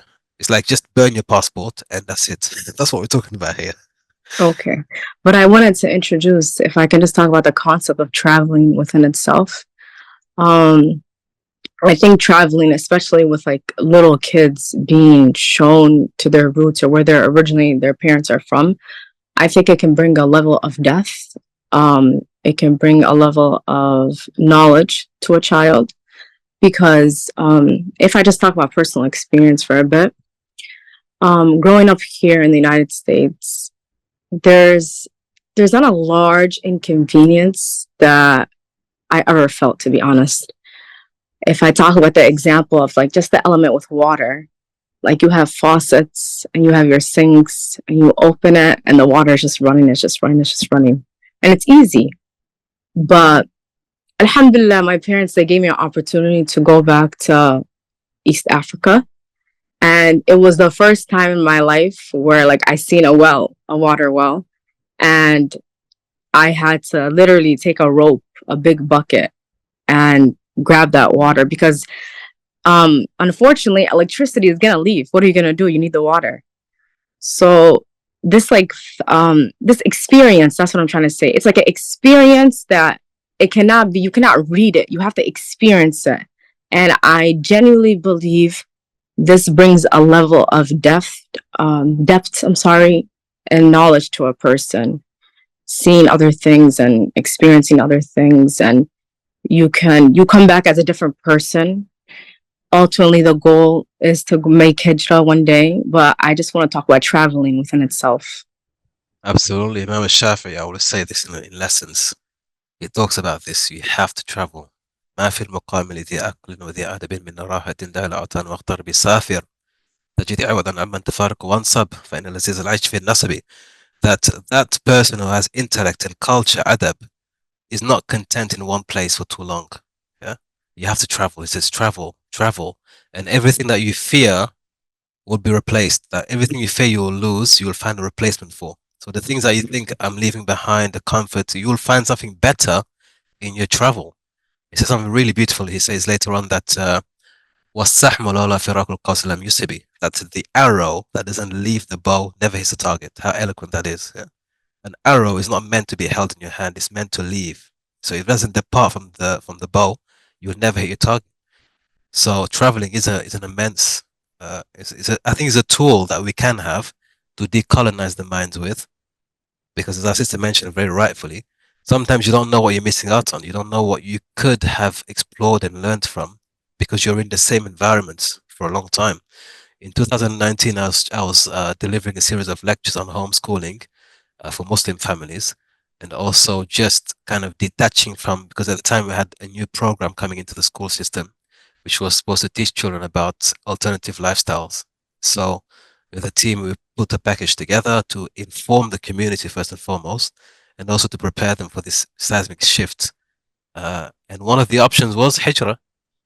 I remember one of these lectures I delivered, there was a father and his two sons, and he listened to the entire lecture. And at the end, he was so happy. He said to me, "Listen, I want to invite you for dinner. I want to explain to you something."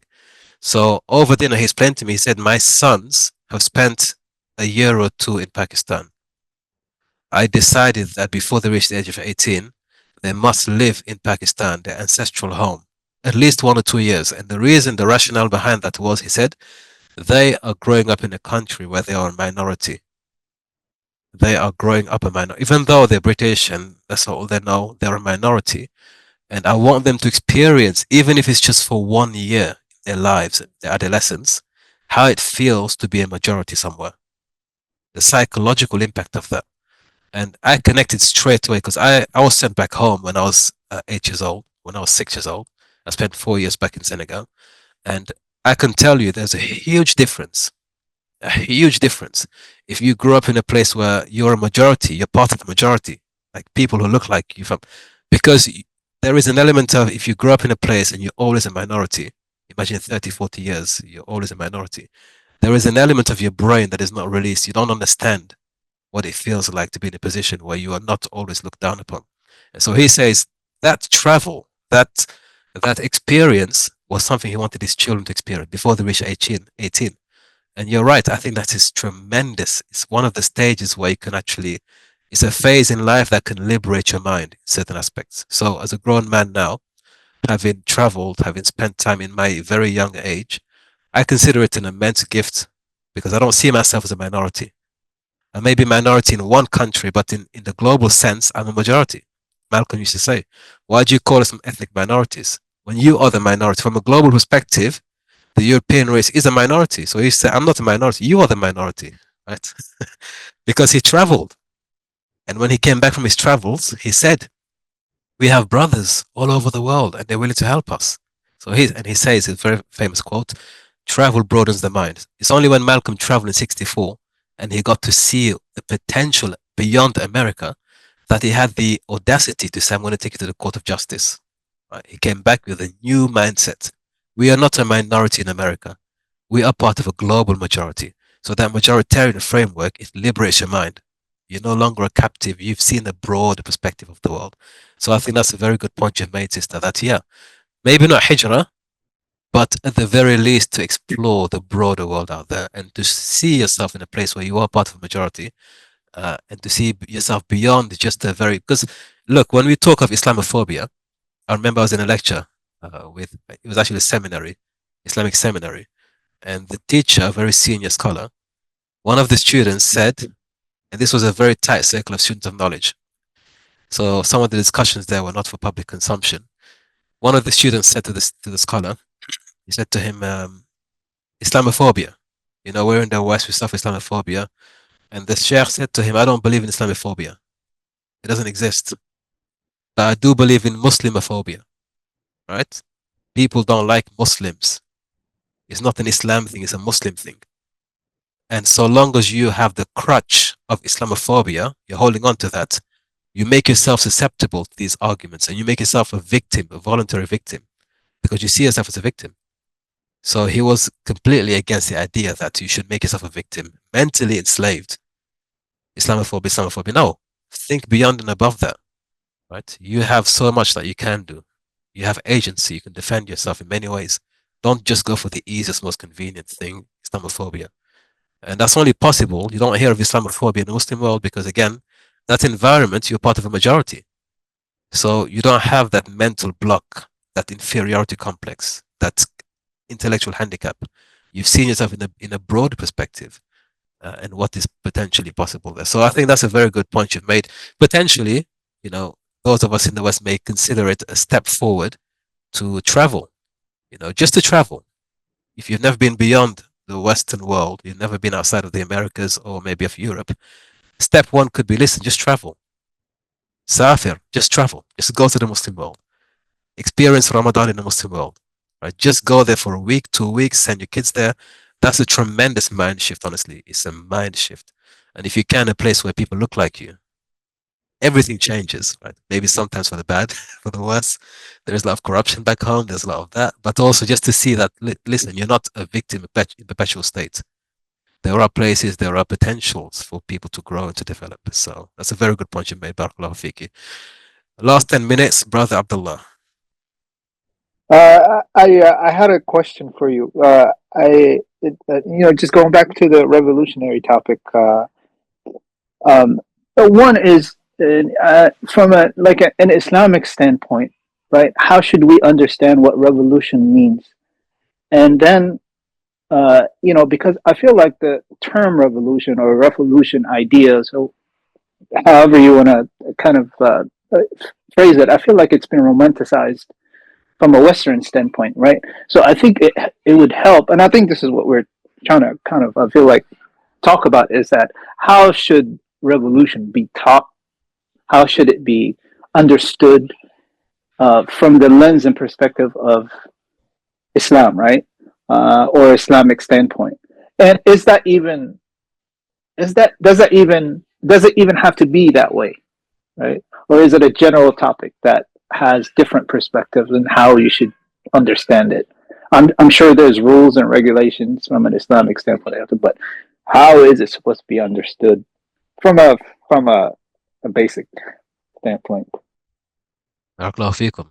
I mean, revolution, inqilab, or thawriya is the term used in modern circles. That's like inqilab, to turn things upside down, right? To really literally turn things upside down. Or thawriya, revolution, to revolve. But these are not necessarily mentioned in positive light. If you look at the classical text, these are not mentioned in positive light. It's always in a negative sense. What we want is a change, a purification, a revival, a restoration of things. That's very different to revolution. Is to fix things, to change things. But that, as we know, a very famous hadith, a very famous ayah in the Quran, Allah says, subhanahu wa ta'ala, Inna Allah la yaghayyiru ma biqawmin hatta yaghayyiru ma bi anfusihim. Allah will not change the condition of a people until they change what's within themselves. It's something that begins, first of all, innermost within the person. Change your condition, change yourself first, and then Allah will change what is beyond that. So it is, as I think the general theme here is very clear. We're talking about preparation before revolution. There has to be a preparatory phase. The other thing is, this is again my personal opinion here, you don't have to accept it, it's my personal observation. Revolutions don't work for the Muslims. In the Yep. same way, secularization doesn't work for the Muslims. The Western world has advanced as a result of revolutions and secularization, separating state from church. That's worked very well for the West. Revolutions has worked very well for the West. That model, that formula doesn't work for us. We have revelation as opposed to revolution. We go back to revelation. Wow, powerful, Revelation. powerful. Yeah. That's why things change for us. And revelation, it works in a very different perspective. It says, change yourself first. That revolution you want in the world, make it work within you first. Change yourself first. And then everything else will change around you. Our form of restoration is very different. It's not destructive, it's constructive. How do we fix things? Our Rasul said, Sallallahu Alaihi Wasallam, if one of you observes something that is not good, let him change that. You begin that change with your hands, then your tongue, then your heart. But the scholars who give commentary on that say, he doesn't say, Sallallahu Alaihi Wasallam, destroy that or criticize that. He says, change that. That change is a positive, constructive change. It doesn't mean to break things. It doesn't mean to turn things upside down. It doesn't mean to speak bad about things. It means to change it, to improve it, to fix that situation, to clean that situation, to build upon something rather than just criticizing or just turning things upside down, which is a revolution. Revolution is just complete chaos to begin with. It's a restorative force. How do we fix this? How do we make this better? How do we improve on this? How do we polish this rather than destroying it? Ibn Taymiyyah says, Islam is a polish, not a hammer. Islam comes, finds a situation, and it polishes it clean. Right? It cleans it rather than breaking it down as a hammer does. So I think the revolutionary narrative is not for us. You know, I don't believe it's for us. If you think of revolutions in our history, the vast majority of them have been negative. And those that have worked, like the Abbasid revolution in 750, were extremely bloody and anti-Islamic. If you look at how that happened, anti-Islamic. They had to go through immense debaucherous acts to achieve what they achieved, which was to completely destroy the Umayyads. But at what cost, at what price? They broke every rule in the book to achieve that. Right. So for me, revolution and Islamic revivalism doesn't go hand in hand. It doesn't go hand in hand. In fact, what we should be talking about is revelation. Revelation has a lot more for us. How do you fix a situation? Our Rasul has given us he's given us everything we need, actually, quite frankly, for how to fix the situations. And also when things don't work the way we want them to work, he's given us tools and directives for how to go about fixing things. One of them being, do not confront authority in that way. It's better that you be patient than to confront it that way, because there's a greater harm in confronting it that way. There are many ways. So I think the revolutionary cycle we've seen in the last 100 years, it has not produced anything positive. If you look at it from 1909 onwards, nothing positive came out of it. That's not to undermine what's happening in Syria, because people take it straight away as, oh, you're thinking that Syria didn't work because you want us to remain under perpetual tyranny. That's not what I'm saying. Saying there is a lot we can do. We know there's a lot we can do, but it's not something that we want to necessarily take on straight away, because it involves personal change. You find people who are protesting, for example. It's a good thing to protest, because I think you are raising awareness. It is a good thing. However, it would be a lot more powerful if after the protest, for example, there was one protest that happened in my vicinity, and my sons and I were walking to the masjid. So we were walking towards the masjid. It was around Maghrib time, and we saw coaches. So the coaches came back from the protest in London, and those who were protesting were coming off the coaches and they were going home. So as we're walking to the masjid, we're seeing these Muslims walking away, walking home, basically. So my son is only 13. He says to me, why are they walking? It's time to pray. They should be going to the masjid, not walking away. I said, listen, it's because they've done their duty. Their duty was to protest. That was the duty. They feel that they've done something and they're walking home now, rather than what we should be saying is walk to the masjid. That's the first step in that vicinity. Want to revive Islam? How about we revive going to the masjid? It's good to protest. Don't get me wrong. It's a good thing to do. But what use is it if you're not going to pray on time, or if you're going to just, after you've done that protest, you've done your bit, alhamdulillah, you go back to your daily life. What about giving up the muharramat in your own personal life? What about committing yourself more to the deen of Allah subhanahu wa ta'ala? What about showing that you are willing to be in this struggle for the rest of your life, not just because it's in vogue right now? It's something that people talk about on Twitter. What about I'm going to commit myself to this thing that ties all of us together from Jerusalem all the way to Sudan, Khartoum? That one thing that ties together is La ilaha illallah Muhammad Rasulullah. I'm going to live my life according to those principles. And every person around the world who believes in that is my brother in faith. That's more powerful to me. Then I'm just going to go and protest for a couple of hours. My stress will be relieved. My angst will be relieved. I get to say I've done something for Islam, and then I go back to being what everyone else is in society. I think the purpose of the I'm sorry, because I organize also rallies, but I just want to clarify for the people why is rallies is important. One, because first the masajid does not lead the rallies, so people have to and the way to get to mobilize people or even to connect with people is through mobilizing people in a rally. We don't have access to the masajid, one, to mobilize people or even allow us to do things in the masjid, or even the masjid themselves lead and we support. The second, again, we don't have access to the community. Second is to get access to the community outside of the masajid to connect with them.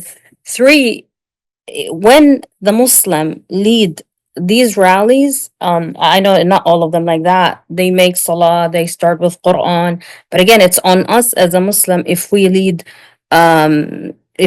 these rallies instead just depending on other or the white liberal organization to come and lead it. But because we have no leaders, you find even the youth, for us, the Muslim youth, they blending with them and organizing with them. While we from outside complaining, oh look, these our youth going with the liberal. I think if they led, everybody follow. But if there's no lead, that's why you're not gonna see the Islamic perspective, and that's why it's important for us as a Muslim practicing, if we claim we're practicing Muslim, to get involved and lead, inshallah, not just follow. And one more thing, what about Izzuddin al-Qassam, Umar al-Mukhtar, Thawra? Is it successful or not? Those were not revolutions. That's a very good point. Those were liberation struggles. And as we know in Islam, liberation struggle is fard ayn upon everyone, man, woman. There's no need to even emphasize that. It's just fard ayn. If the land is being occupied, every individual is responsible for liberating that land, men and women included. Revolution is about, obviously, where we have a Muslim leadership or an Islamic leadership or a Muslim governance, and we, the people under that, are being oppressed, and we don't want that leader anymore. We want to make a change in society. That's very different altogether. But in Syria, Liberation is, they have both. well, in Syria, I mean, this is a discussion we've had in the groups so many times. Was Bashar, were the Assads Muslims or not? And that, in that situation, I would say, let those people in the region decide that. Definitely. The scholars in Syria, did they consider them Muslim or not? And we've seen Sayyid Ramadan al-Bouti, rahimahullah, was of the opinion that, yeah, I mean, they are Muslims. Because what was apparent, al-Dhahir, was that they're Muslims. They pray in public. Okay, khalas. We don't want to get to the heart and what the matters of the heart are. For the greater good, that is. For the greater good. Yeah, What I that's meant another is discussion. Syria occupied by UK, US, and then occupied within, because, the leader, Assad, Saddam, and all of that, they were put by the colonizers so they can 100%. control their own people. So the revolution is going to be within, like against their leaders inside, and we Puppets. have a colonizer, both. 100%. Yeah, I mean, that's a question again. I mean, at that point, what's the greater good? Because we saw Saddam was taken out. What is happening today in Iraq? These are the things that make it very difficult to just pick one side or the other, because it's just so convoluted. I mean, are these nations sovereign to begin with, or are they just puppet states? It becomes very complicated. But Since can I ask something? yeah. Since we're talking revolutions and we've discussed a lot of from a lot of angles, so I have this question in my mind that Sayyidina Hussein alayhi salam, his struggle and his sacrifice. I mean, what I believe, maybe you can correct me if I'm wrong. What I believe, he knew that there won't be any success for him for what he's going to do, though he did think that he might have support from Kufa. And since we know the hadith that for Holy Prophet ﷺ, that the Khilafah is only going to be 40 years after him, right? And after that is going to be the Mulukiya. So that was the very point where the Khilafah was taking the turn. Like it was the Khilafah was turning into Mulukiya, and he was right on those crossroads. He was on that time, so he found himself, obliged to this like he had to take a step. He had to sacrifice himself to just stand against this, but you can say a wrong turn in history, maybe. He could see the system of, you can't say exactly system of Islam, but there was going to be a shift. It's just emperorship then.